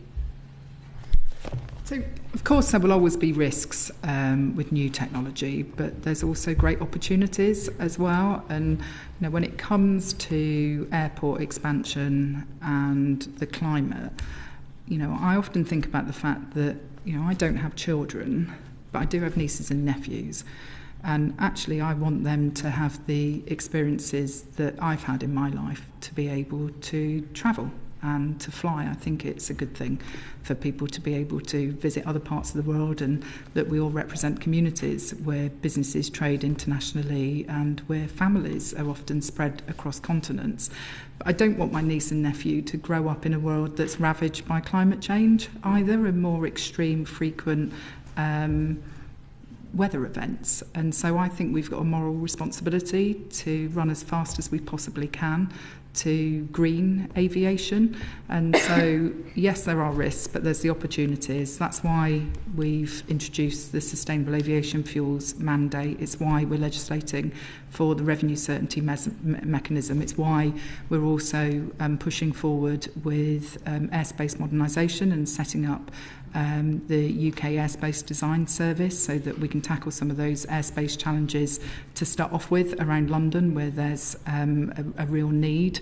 But, you know, I think it's got to be positioned in what else we are doing as a government to decarbonise. If you think about the zero emission vehicles mandate, for example, that's the single biggest policy lever in government to decarbonise. And even though we've made some minor changes to it in the last couple of weeks, that still remains the case. Just pressing a little bit more on the airspace modernisation then. Yeah. What can we do to make that happen faster, given the significant impact it could have? Can we use AI, for example, just to help map out where the easy wins may be, and can we do it quicker, basically? Yeah, I mean, the modernising UK airspace is a terrifically complicated 3D jigsaw puzzle. And I think the fact that the Chancellor announced the UK Airspace Design Service a couple of months ago and the support fund is a really positive thing to try and have a more integrated and coordinated approach to this. And I would be expecting that service to be looking at all forms of technology to try and make sure that we do this right, we do it properly, but that we also do it as rapidly as we can, because those benefits can be felt across the whole of the aviation sector and for communities that are affected by flight paths, because it's always going to be difficult, this issue, but if you can reduce the duration of planes being in the sky, have more direct flight paths, then overall that's a good thing in terms of carbon intensity of aviation. Thank you. Ollie. Thank you, Chair. The government has stated that given a constrained carbon budget, and I quote, where emissions rise in one sector, the UK will have to achieve corresponding falls in another. So given the commitment to aviation expansion and the fact that sustainable aviation fuels at the moment, I believe, account for just 0.2% of global fuels, what impact will that aviation expansion have on the carbon allowances of other sectors? So I think it probably is worth saying that the expansion of Heathrow Airport, a third runway at Heathrow, the expansion of Luton Airport, the expansion of Gatwick and the expansion of Bristol is taken into account in the modelling for Carbon Budget 6, which runs between 2033 and 37. Now, the government needs to publish an update to our delivery plan later this year, and we haven't set there's no legal requirement to set specific targets for specific sectors because there needs to be flexibility across them. But we are doing, a huge amount across our work in transport to decarbonise, not least with that zero emission vehicles mandate, which I mentioned previously. Yes, so thinking about other forms of transport, then you've mentioned about cars and vans, etc. Turning to railways, the new German coalition government agreement includes the following commitment, as this was published in Railway Gazette International last month. The coalition now defines rail electrification as a measure to address climate change and will no longer use cost-benefit ratios to determine whether wiring schemes will go ahead. What are your thoughts on that policy, and should we have that in the UK as well? Yeah, so the electrification of the rail network is really critical. Unfortunately, some of the previous plans that the previous government put together have proved to be unaffordable. So we're going through a process of reviewing that at the moment. We do think that battery trains and electric trains that can use overhead lines are really the way forward. I was at Newton Aycliffe a couple of weeks ago at the Hitachi factory there, looking at the production of their tri-mode trains, which can operate both in diesel with the overhead lines and also switch to battery as they're pulling into a station, so that actually not only is it reducing carbon emissions, but it's also making it quieter for the people that live around the station. And so you're right to say that electrification is absolutely key, and we'll be looking at how we can incorporate that through the spending review in our plans for enhancements to the railway as we move forward. I guess we also look at the total context of carbon emissions. So rail is 0.4% of total UK emissions versus, just for us and our other sectors, maritime at 3%, aviation at 8%, and roads at 23%. So we obviously have to look at where we're going to be able to make the biggest contribution to the government's overall carbon objectives. Sure, but hopefully there's also, as we've mentioned earlier, of rail freight, there is an opportunity to do far more in rail freight. And certainly I was told recently at a conference that we've only got 9% of our freight on railways compared to 31% in Switzerland, for example. And we are going to have to decarbonise the railways, maybe to help decarbonise roads by moving freight from road to rail. Would you agree that that is an aspiration we should have? I'm certainly supportive of moving more freight from road to rail. In setting up Great British Railways, we will create an organisation that has a single guiding mind around how best to use the finite capacity that is on our rail network. Now, clearly we want to attract more people to using our railways and away from car journeys, which could be done on the railways instead. You're going to have to find the right balance between the provision of passenger services and freight.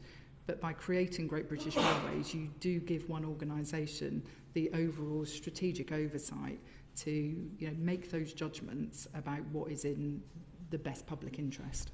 I think we're going to have some more questions about that coming up a bit later. Last one from me on this section. So we've talked about electrification and battery trains and tri-mode and however many other modes. What is your view on the role of hydrogen in decarbonising the rail sector? Because certainly there are parts of the rail industry that are interested in the potential of hydrogen. So at the current time, we don't expect hydrogen to play a particularly significant role on the network. It's got relatively high cost and relatively low energy density. And so we have been looking more at the contribution that electrification and battery trains can play. I don't know, Joe, whether you've got anything else you wanted to say on hydrogen and rail. Yeah, I think it's exactly that. Just looking at the technological choices, what's happening in the market anyway with rolling stock, it does look like line electrification or battery, and particularly where battery can support existing fleet, existing diesel, and reduce and improve air quality in urban centres. Those are looking like the more effective solutions than hydrogen in the UK.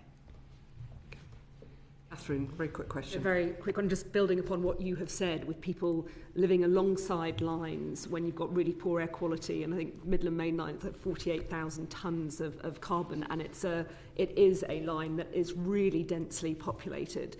So when you're looking at the significant savings that there are with discontinuous electrification, will you also be looking at very highly populated lines like the Midland Main Line? Yeah, and we'd be looking at all of those impacts in the round. Thank you. Thank you. Now we're going to move on to EVs. Rebecca. Thank you, Chair. So do recent changes to the ZEV mandate risk weakening the market signal needed to drive investment in EV infrastructure and supply, particularly in the lead up to 2030? No, I don't think they do. I think we have got the balance right between giving flexibilities to the vehicle manufacturers, but also giving confidence and certainty to consumers and the operators of charge point infrastructure. We've maintained the phase-out date of 2030 for the sale of new petrol and diesel cars. and we have maintained the targets in the trajectory towards that point, albeit we have given manufacturers increased flexibilities in order to hit those targets. So, for example, if a car manufacturer is doing well in cleaning up the rest of its fleet, its non-EV fleet, then they can essentially use credits from their performance in that regard to count towards the achievement of the headline target. Also, if they're underperforming in one year but believe that they will outperform in future years when it comes to EV sales, they can essentially borrow against the future. I think also giving certainty about the types of hybrid car that can be sold between 2030 and 35 is really critical as well. So we've confirmed that full hybrids will be sold through until 2035, as well as plug-in hybrids, and I think that has been broadly supported. But this is, it was an important balancing act to get right, because car manufacturers are facing some challenging global economic headwinds at the moment, not least those that are exporting to the US at the moment. So I think it was right that government listened and that we acted, but I think we've got the right balance. And what analysis have you done about the affordability of what the plans are, particularly for those lower income families? Because obviously when petrol cars, diesel cars stop being built, hybrids even, there's going to be a real kind of tip in the market. And I'm sure it will get covered on the infrastructure of rollout as well. It's often those people that live, a white van man driver lives in a terraced house.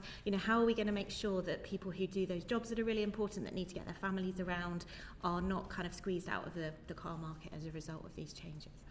Yeah, so on vans, we have said that petrol and diesel vans can be sold through until 2035. And obviously one of the points I would make is that the vast majority of car sales that happen in any given year are second-hand car sales. What we are now seeing in the second-hand EV market is a lot of demand. They sell more quickly than any other type of vehicle in Auto Trader, I'm told. And there are new EV models coming onto the market this year, which will be more affordable in terms of new car purchases.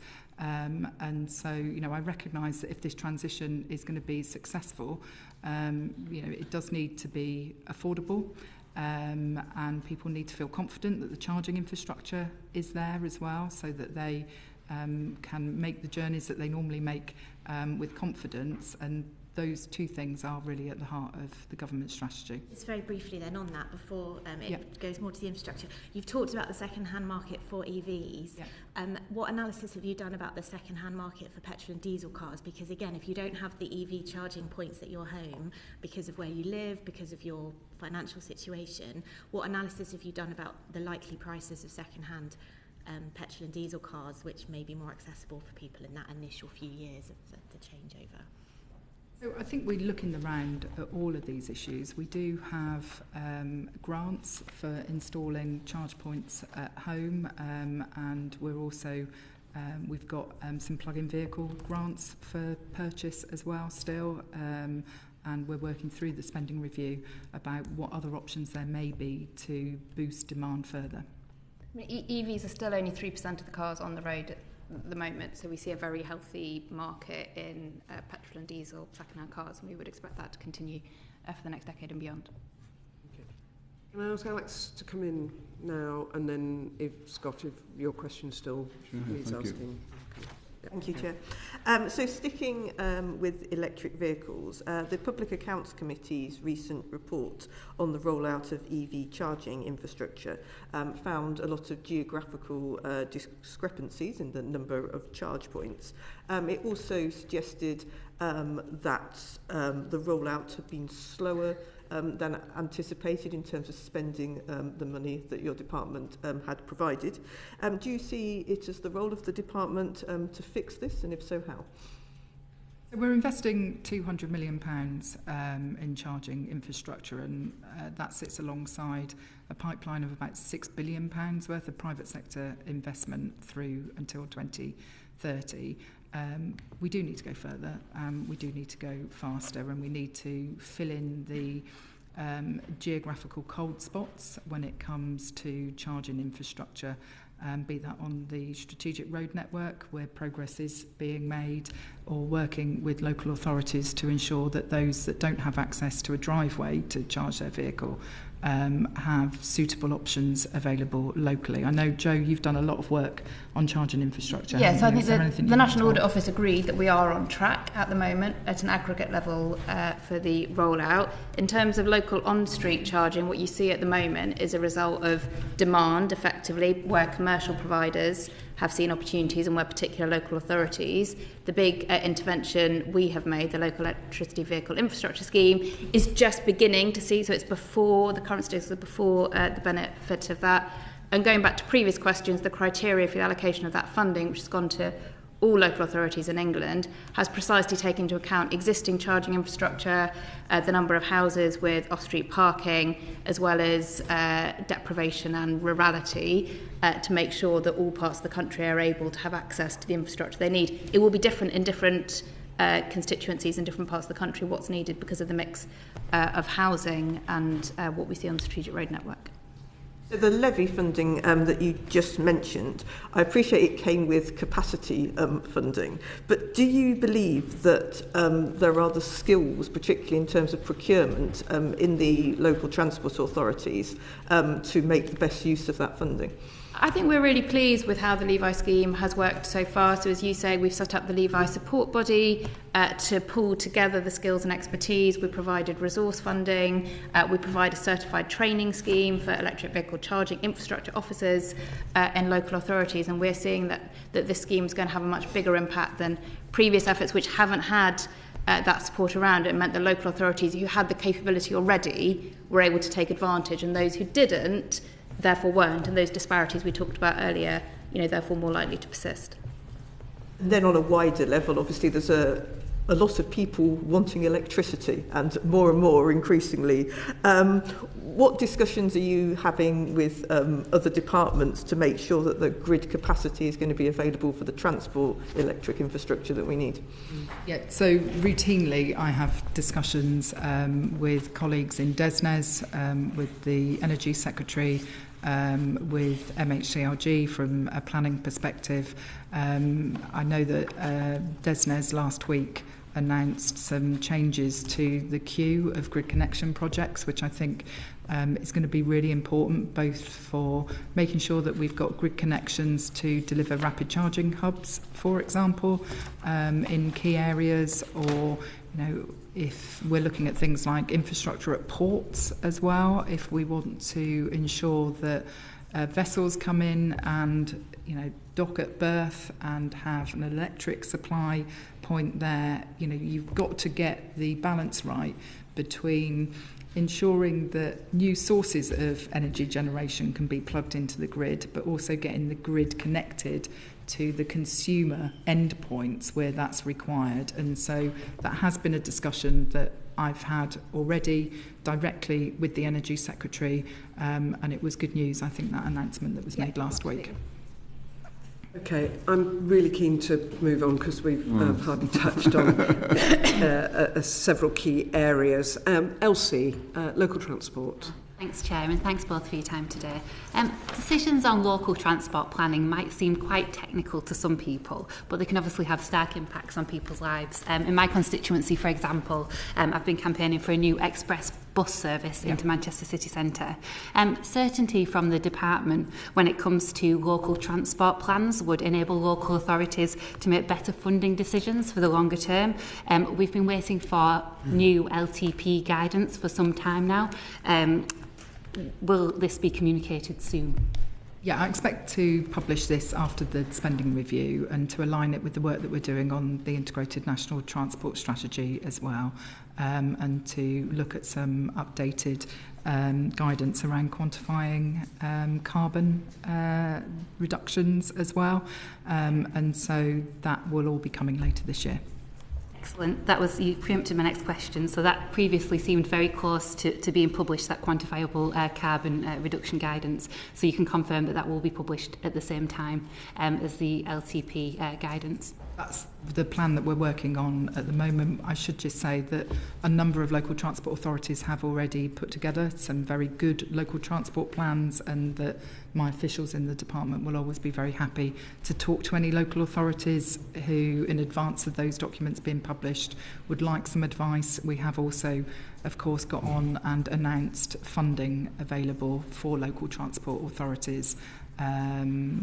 And so we're not allowing the fact that that guidance hasn't been published to stem the flow of money to get on and deliver local priorities. Okay, thank you, Elsie. Ollie. Thank you, Chair. Secretary of State, we had an excellent session at this select committee with Chris Boardman, the Commissioner for Active Travel England, in January. However, certainly at that time he expressed concern that the funding being offered would not be sufficient to achieve the government's active travel goals. Now, I appreciate since then the third cycling, walking investment strategy has been announced with additional funding. But is that really the sort of unprecedented, unquote, funding commitment that your predecessor promised for active travel? And is it really going to deliver the step change we really need to get more people walking and cycling?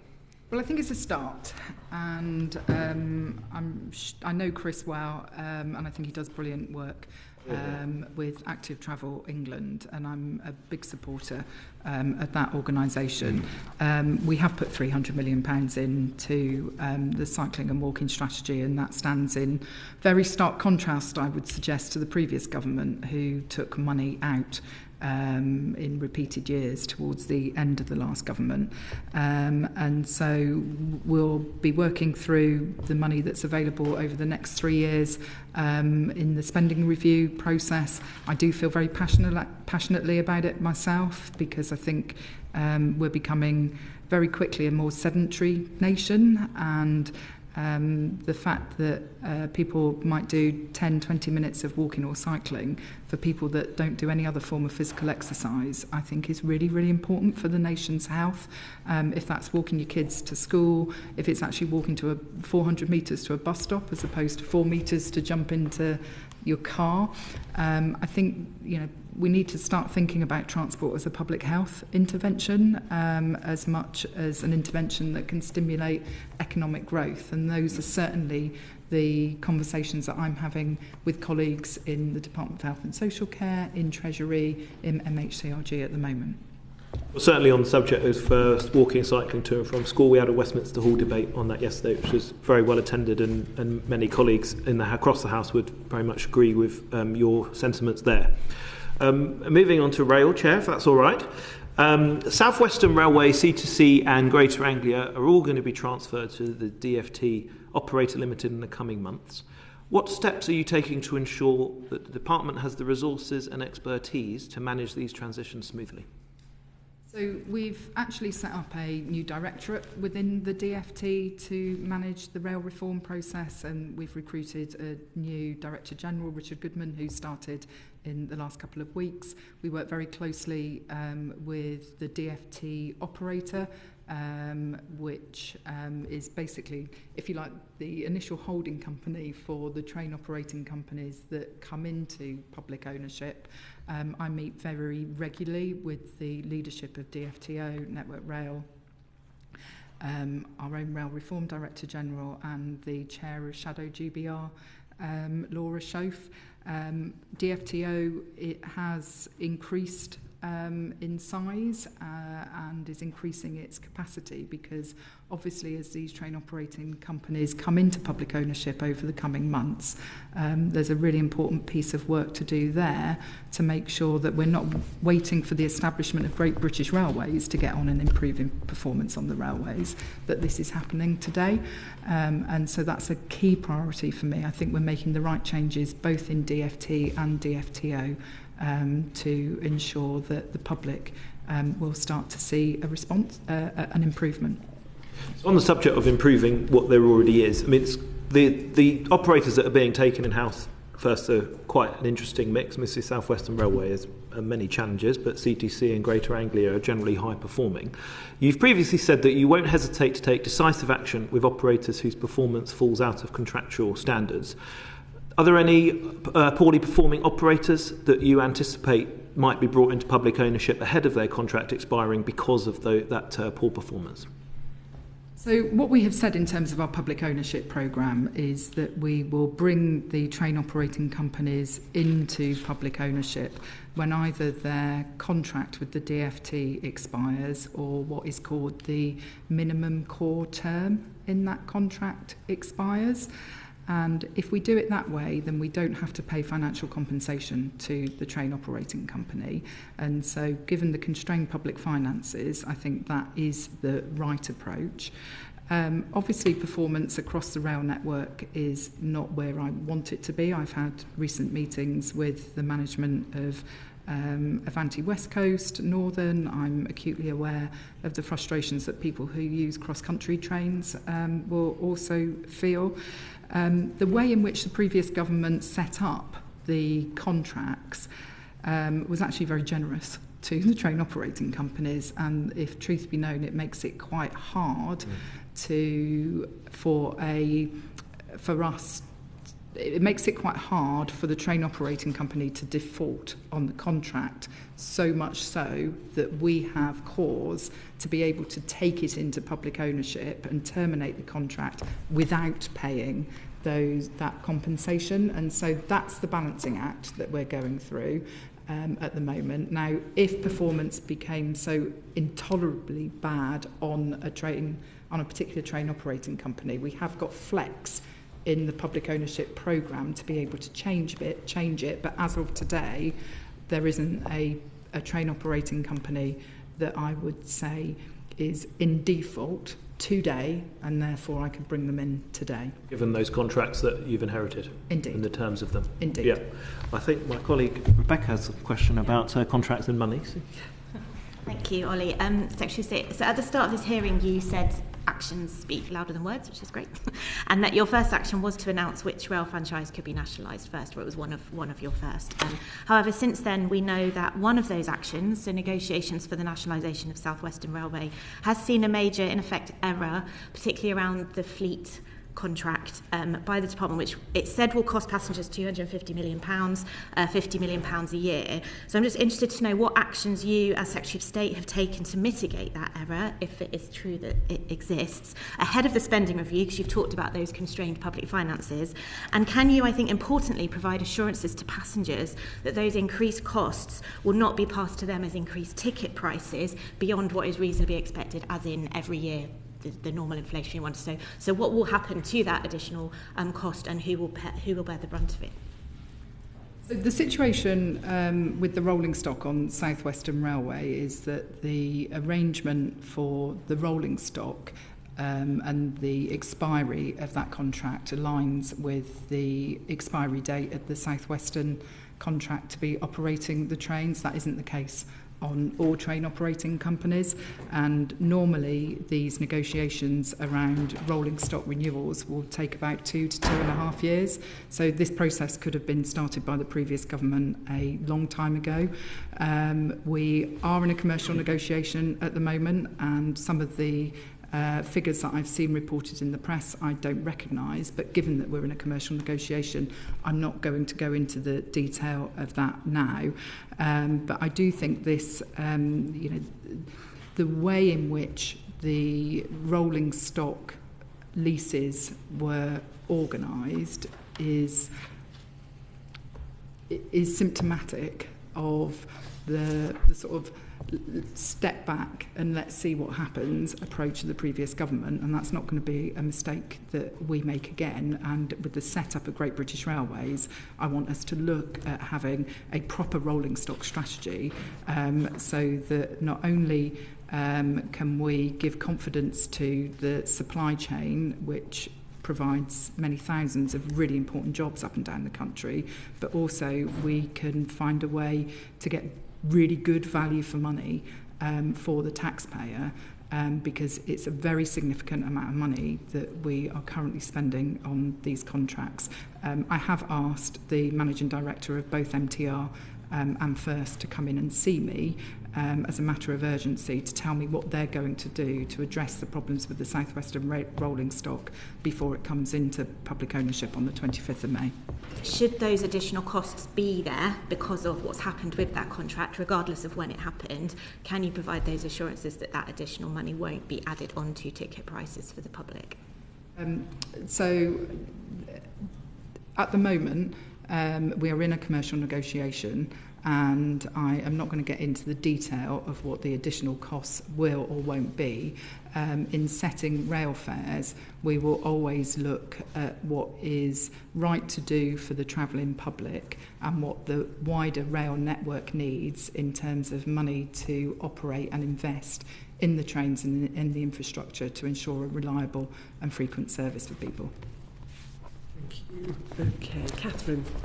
The Railways Bill consultation said that Great British Railways would enjoy operational independence from the department, which has been welcomed by many of those who I've spoken to in the rail sector. They'll obviously be bound by direction and guidance from yourself.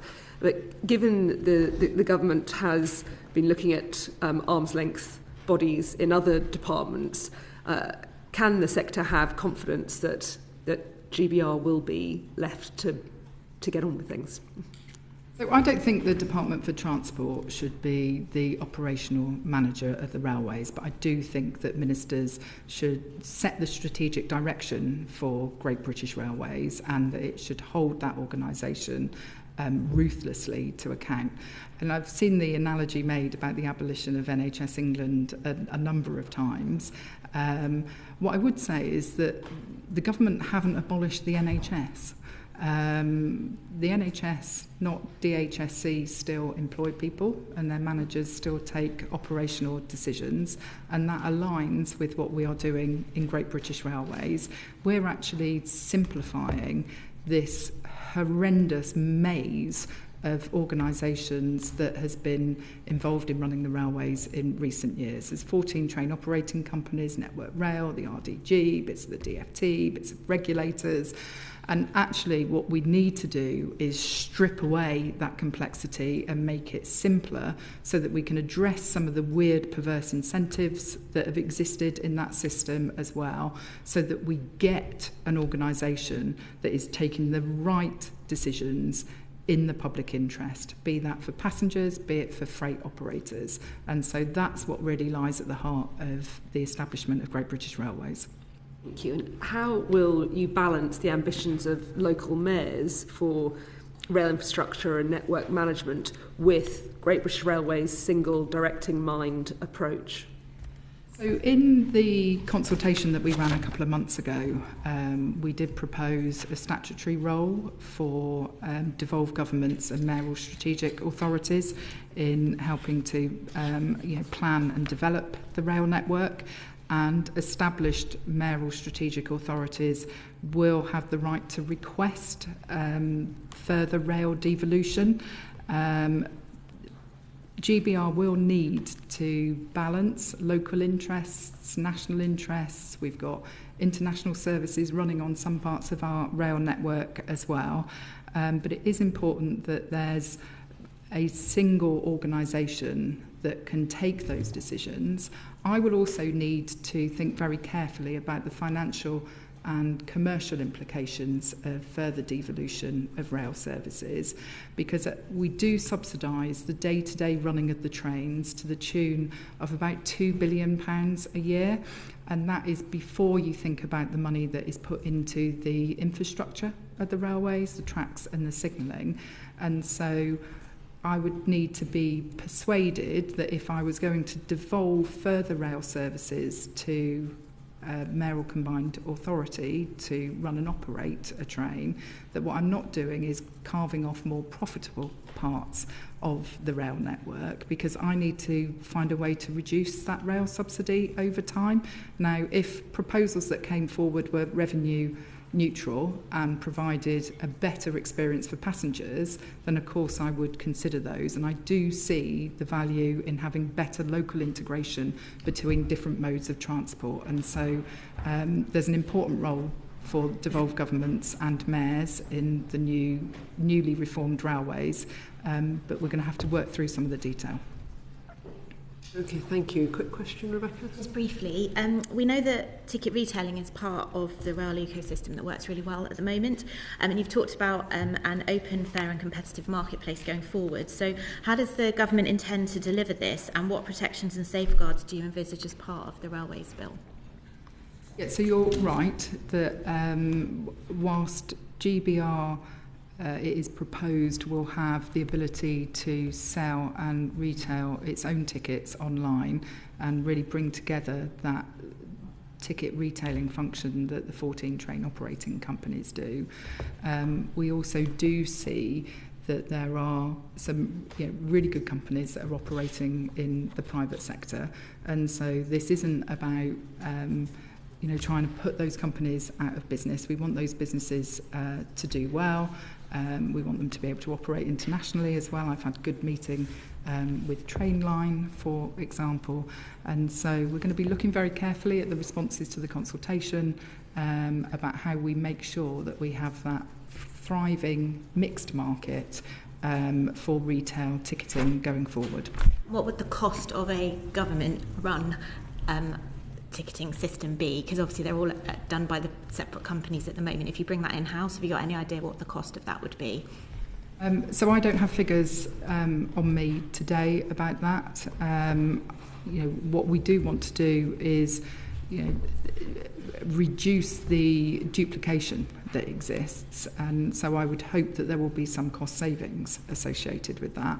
And also one of the discussions that I'm having with officials at the moment is how do we set up new systems in the most cost-effective way. So if there is one system that is working particularly well, rather than creating something new, could that just not be adopted by Great British Railways? But I'm happy to write to you with more information. Thank you. Alex, quick. Just to quickly follow up on the regional point, do you envisage that GBR is going to have any formal regional structures? So it's something that we are working through at the moment.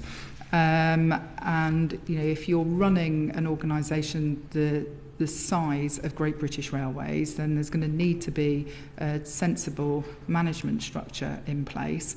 We have now recruited some alliance directors for South Eastern and South Western, which is where you bring together the operation of the track and train. So you've got one person who's directly responsible and wakes up in the morning, as Lord Peter Heidi says, thinking it's my responsibility to make sure that this system is working properly.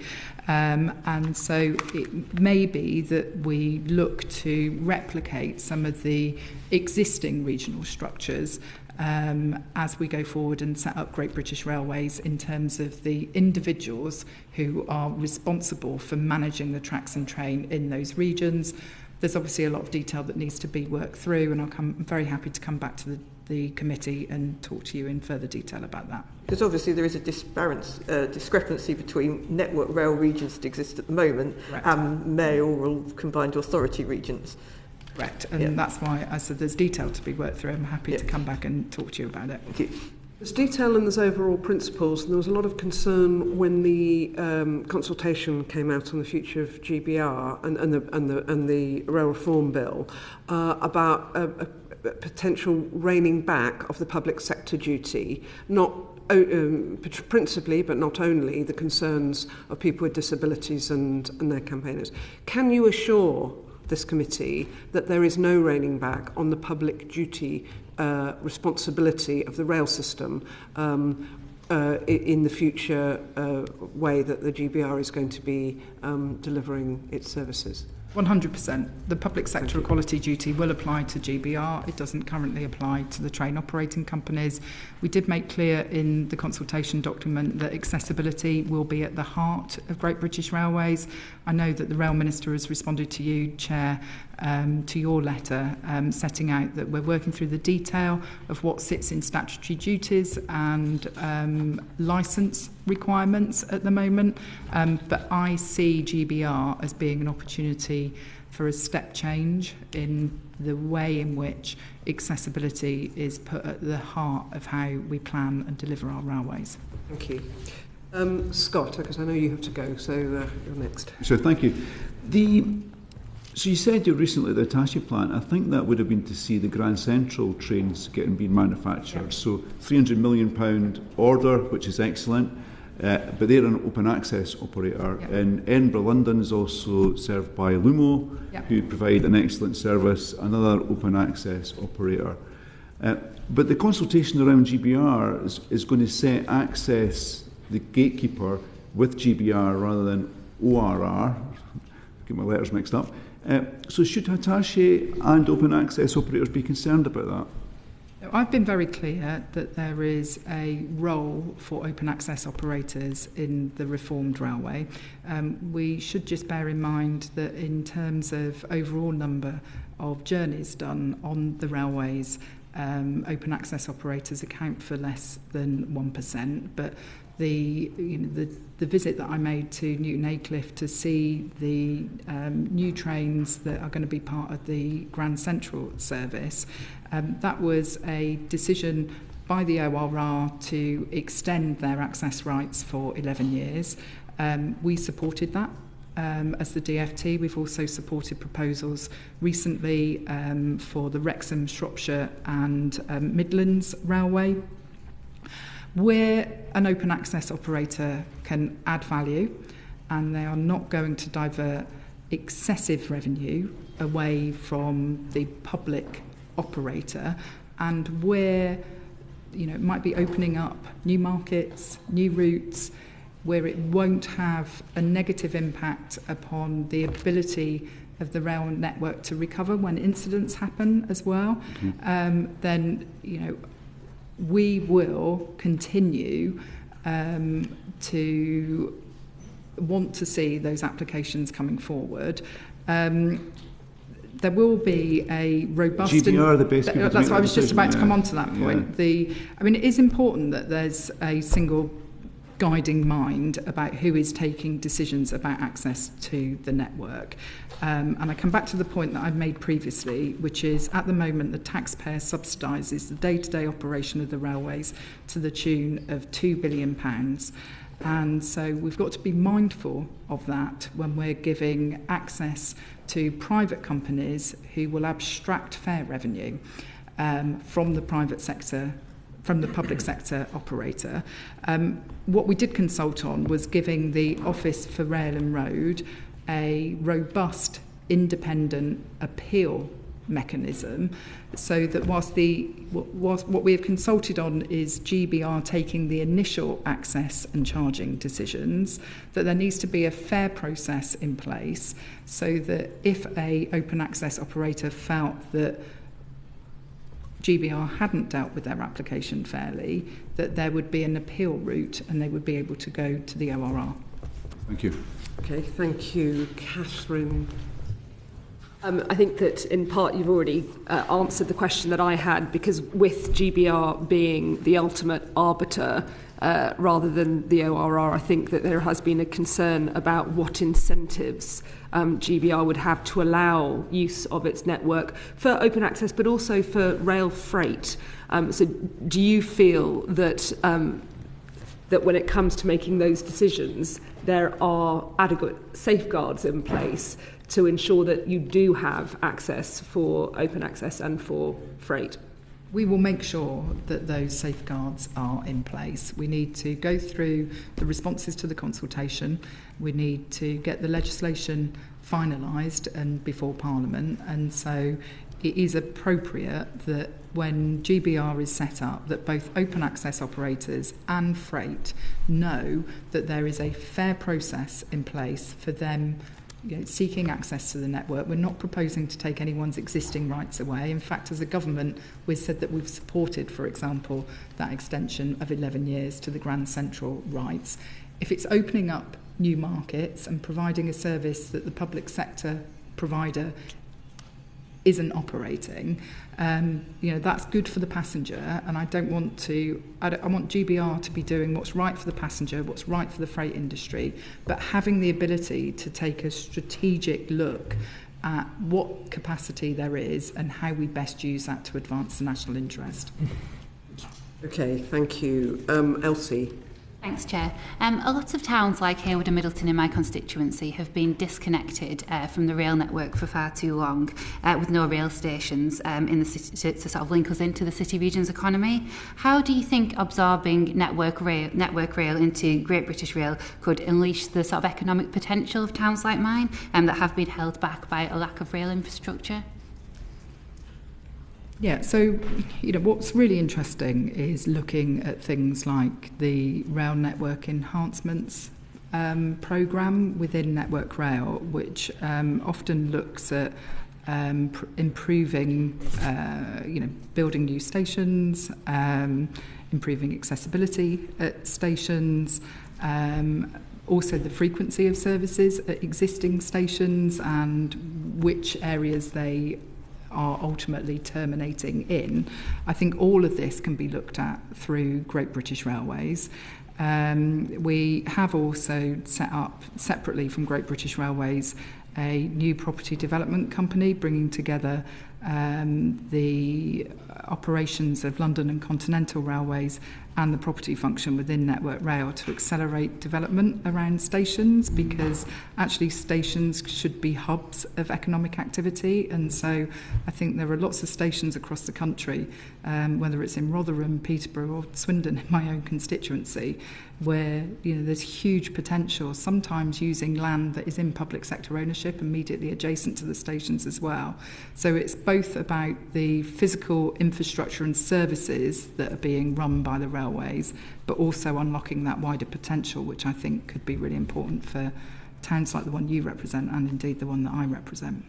Thanks, Secretary of State. In a recent evidence session, the committee heard from Lord Heidi, who said that the purpose of recent conversations across Shadow GBR is not to form another great beast like Network Rail. In my experience, Network Rail has not always been responsive to the infrastructure needs of constituencies like mine, as I was just saying. People need to be able to access rail services. As you were just saying, they also need to be able to live close to rail stations. We need to be able to expand the network and build around stations as well. So yeah, you touched on them there, but I suppose it would be helpful to understand some of the ways you think GBR will be able to operate differently to Network Rail and address some of this. Yeah, I think what I was talking about, the role of the mayors in helping plan and manage the railways is going to be really important, because they will often be aware in their regions of the particular parts of the network where this is a critical issue. I suppose, though, I would say that I think that actually in setting up Great British Railways, I used this phrase earlier as well, we sort of do need to go back to basics. We need to make sure that this is an organisation which is responsive, accountable and firmly rooted in the communities that it serves. And part of that is making sure that it is not this faceless beast of an organisation, but that we're working very, very closely with local leaders, and that's certainly the organisation that we want to build. I think it also takes us back to the integrated national transport strategy and the importance of the word integrated in that, so that whatever mode of transport you start with, be it car, bike or bus, you can be confident wherever you live in the country that you can connect reliably into other parts of the transport system. Okay, sorry. Catherine's got a PMQ question, so she does need to go. Baggy, do you want to come on to thanks. Shadow GBR? On Shadow GBR on the transition team, which was disbanded, I think with an announcement on the 3rd of April, they were doing various bits of work that don't need legislation, reformed fares and ticketing, for example. Will Shadow GBR be picking that work up now, and is that still happening? Yeah, all of that work is still underway, and so Shadow GBR is essentially made up of the component organisations that will ultimately be part of Great British Railways. And so I asked Laura Schoaf, who is the chair of Shadow GBR, to lead on 5 priorities for me in this period before we've got the legislation through, before GBR is established. One of those is around looking at what we can do on ticketing, both in the short term and in the medium term. So that work still is ongoing. In Derby, obviously, with the transition team were based there, doing work in there. When do we expect to see lots of bums on seats in Derby working for GBR? So I want Great British Railways to be established in 2027, and the organisation on day one of its existence will be different from the organisation on day 150, 200, but I would anticipate that the establishment of the organisation in Derby will be taking place in 2027, and we're totally committed to your great railway city being the new home of Great British Railways. I think that's why the sort of rail leaders came together in Derby, I think just 2 weeks ago, met with you and other colleagues to look at the potential for the HQ and sort of start coming together in Derby to bring track and train together. We're hosting Laura tomorrow. Brilliant. Excellent. Okay, I hope we've got time to cover buses, road safety and maybe even maritime. Alex. Thank you, Chair. The government introduced the £3 bus fare cap back on the 1st of January. Can you explain what the main objective of this policy is? Yeah, so obviously the previous government had in place a £2 bus fare cap in order to try and stimulate bus ridership again after the pandemic. When we came into government, I think it was the right decision to provide that £3 cap in the short term. We know how difficult unforeseen price hikes are for people, and they're often the hardest thing to deal with. And so I think providing some certainty over the short term was the right thing to do. I do think it's just worth reminding ourselves that what this government inherited when it came to the bus fare cap, absolutely no funding was available beyond 2024 to maintain any form of cap, so we did step in. I would also just point out that most journeys aren't made on the buses using the fare cap. It's 1 in 6 journeys in England that currently benefit from it, because people who are using the buses regularly will often be using a bus fare cap that might be for a bus ticket rather, that applies for like a week or a longer period. And so what we think the £2 cap did was encourage some people who might have been on those longer fares to switch back to the £2 fare. We are going to be doing an assessment of that £3 fare cap, but it is a time-limited intervention that, as you will know, does come to an end at the end of this year. So you seem to suggest that the main aim now was to use it to increase passenger numbers. Is that what you were saying? So it was about providing some certainty to bus passengers about what their outgoings were going to be in order to manage the transition from the £2 cap to manage that transition. Okay, so should people be being prepared now to think about the future? So when it comes to an end? Obviously, when the announcement was made about the £3 cap, yes. It is due to expire at the end of December. And we're seeing lots of local leaders make their own decisions and use their own funding to cap prices in their own ways, from Norfolk, West Yorkshire, Greater Manchester, Central Bedfordshire. So I think we would expect to continue to see local leaders choosing to make those decisions. Yeah. And I think absolutely we understand, because I think it's now 2/3 of fares are actually less than £3 outside of London and Manchester, which therefore gives us the question really as to what a better plan going forward might be, because it's originally under the £2 cap you had 90% covered, and now we have far fewer. So whether this is now a sensible policy going forward. Yeah, and look, this is an issue that we will be working through as part of the spending review. The £3 cap does cost us over £100 million a year. At the moment, we give nearly £800 million in other forms of support through the bus services improvement plan and through the grants we give to operators. And as Joe said, some of the local transport authorities choose to use some of that grant to not just protect essential services, but also where they feel it's beneficial to reduce fares for some groups, and that's an option that's available to them. Thank you. Steph, road safety. Talk about marine or road safety? No, road safety. Yes, simply, when is the road safety strategy going to be published? I know we've been waiting for it for some time, but you've had other priorities. Can you give us a date on that? So we will be publishing the first new road safety strategy in 10 years. And we hope to publish that document later this year. Is there a particular critical path of events leading up to that, or is that just an estimate at the moment? No, we want to get it right. I've been in post 5 months now. It's been a source of discussion with me and the junior ministerial team. I know that I said my Future of Roads Minister was very passionate about pavement parking. The second issue that she talked to me about was the road safety strategy.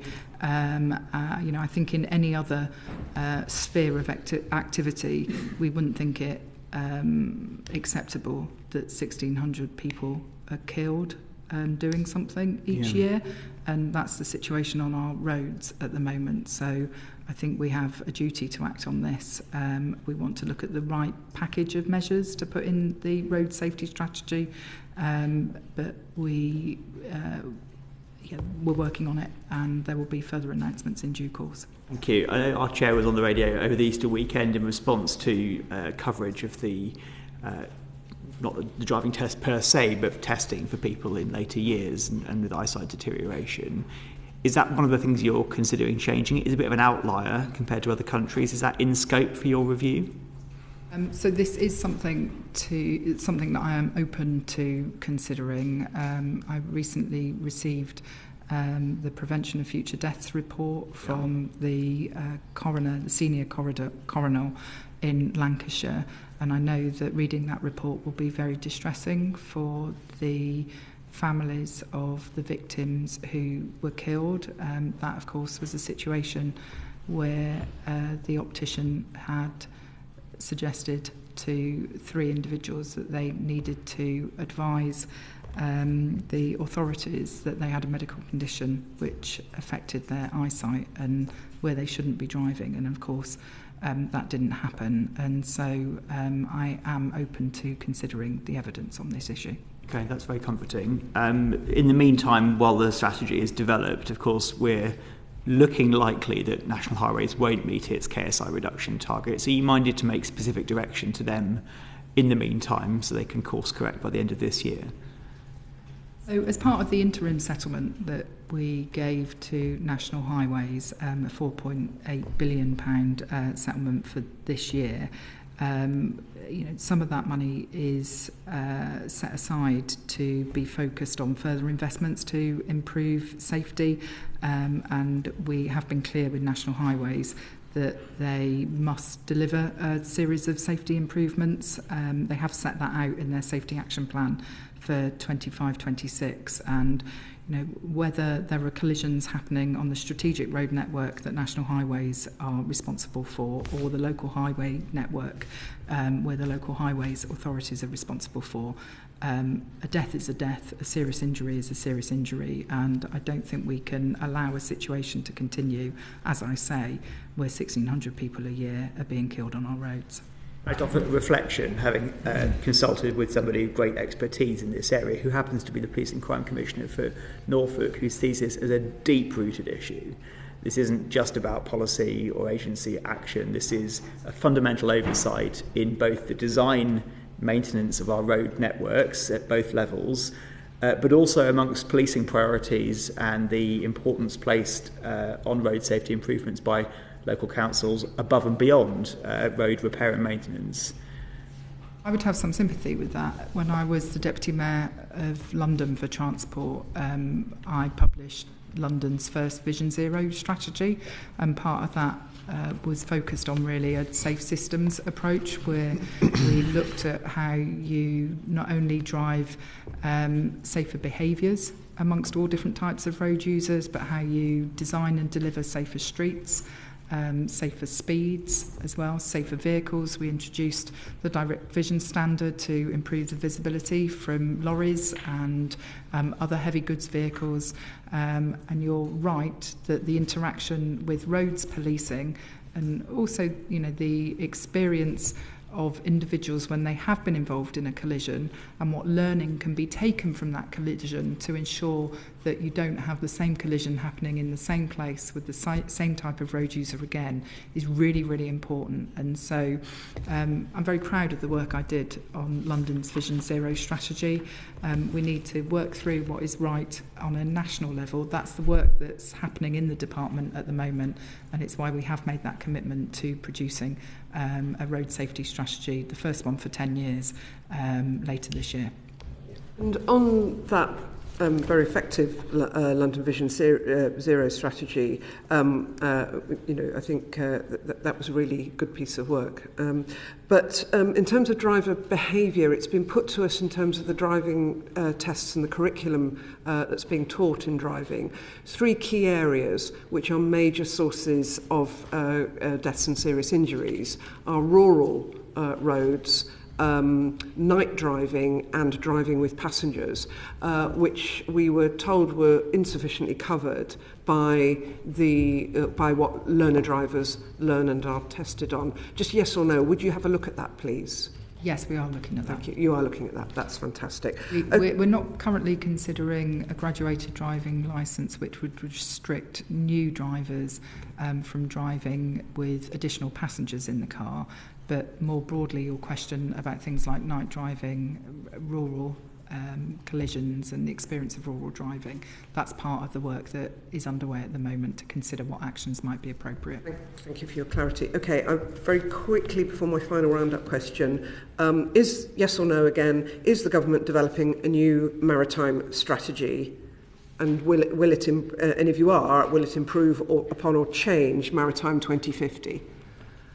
So we've got a lot of work that's happening at the moment. We've published the Maritime Decarbonisation Strategy. We've introduced the Seafarers Wages Act, and we've got those improvements coming through the Employment Rights Bill as well about the experience of people who are working at sea. We think those are the right actions to be taking. I guess my answer would be similar to the question about the aviation strategy.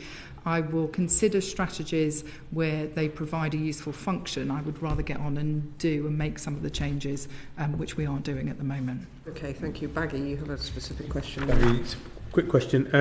As a Derby MP, I've noticed in the Chamber the ferry service to the Isle of Wight gets raised several times. Reliability and pricing issues. Is the DfT doing all it can to help find a resolution to that issue? Yeah, so I'm very aware of this issue as well, and one of the newly elected MPs, Richard Quigley, has raised this with me on a number of occasions, and I've already met with him. I do know that the Maritime Minister, Mike Kane, is hosting a roundtable this week to discuss this very issue with the various ferry operators, local elected representatives. I do appreciate how frustrating this issue is for residents of the island, and I look forward to catching up with the Maritime Minister to understand what the outcomes of that meeting this week are. And part of that issue is grid capacity, which is an issue for other parts of the maritime sector as well. So is that issue included in your conversations with DESNZ? So the announcement that DESNZ made last week about the queue for grid capacity and actually being able to unlock some priority projects and removing dormant projects in that queue, I'm hopeful that that will have an impact upon grid connections to ports. I will need to check whether it was an issue on the agenda for this meeting this week and come back to you, Chair. Thank you very much. And Secretary of State, thank you very much for all of your considered answers. I've got one last one, and you have 2 minutes to cover this. What will be different in the UK's transport system at the end of this Parliament with you as Secretary of State? Well, I hope that trains turn up on time and that the experience of people stood on a platform waiting for a train that never arrives will be a thing of the past.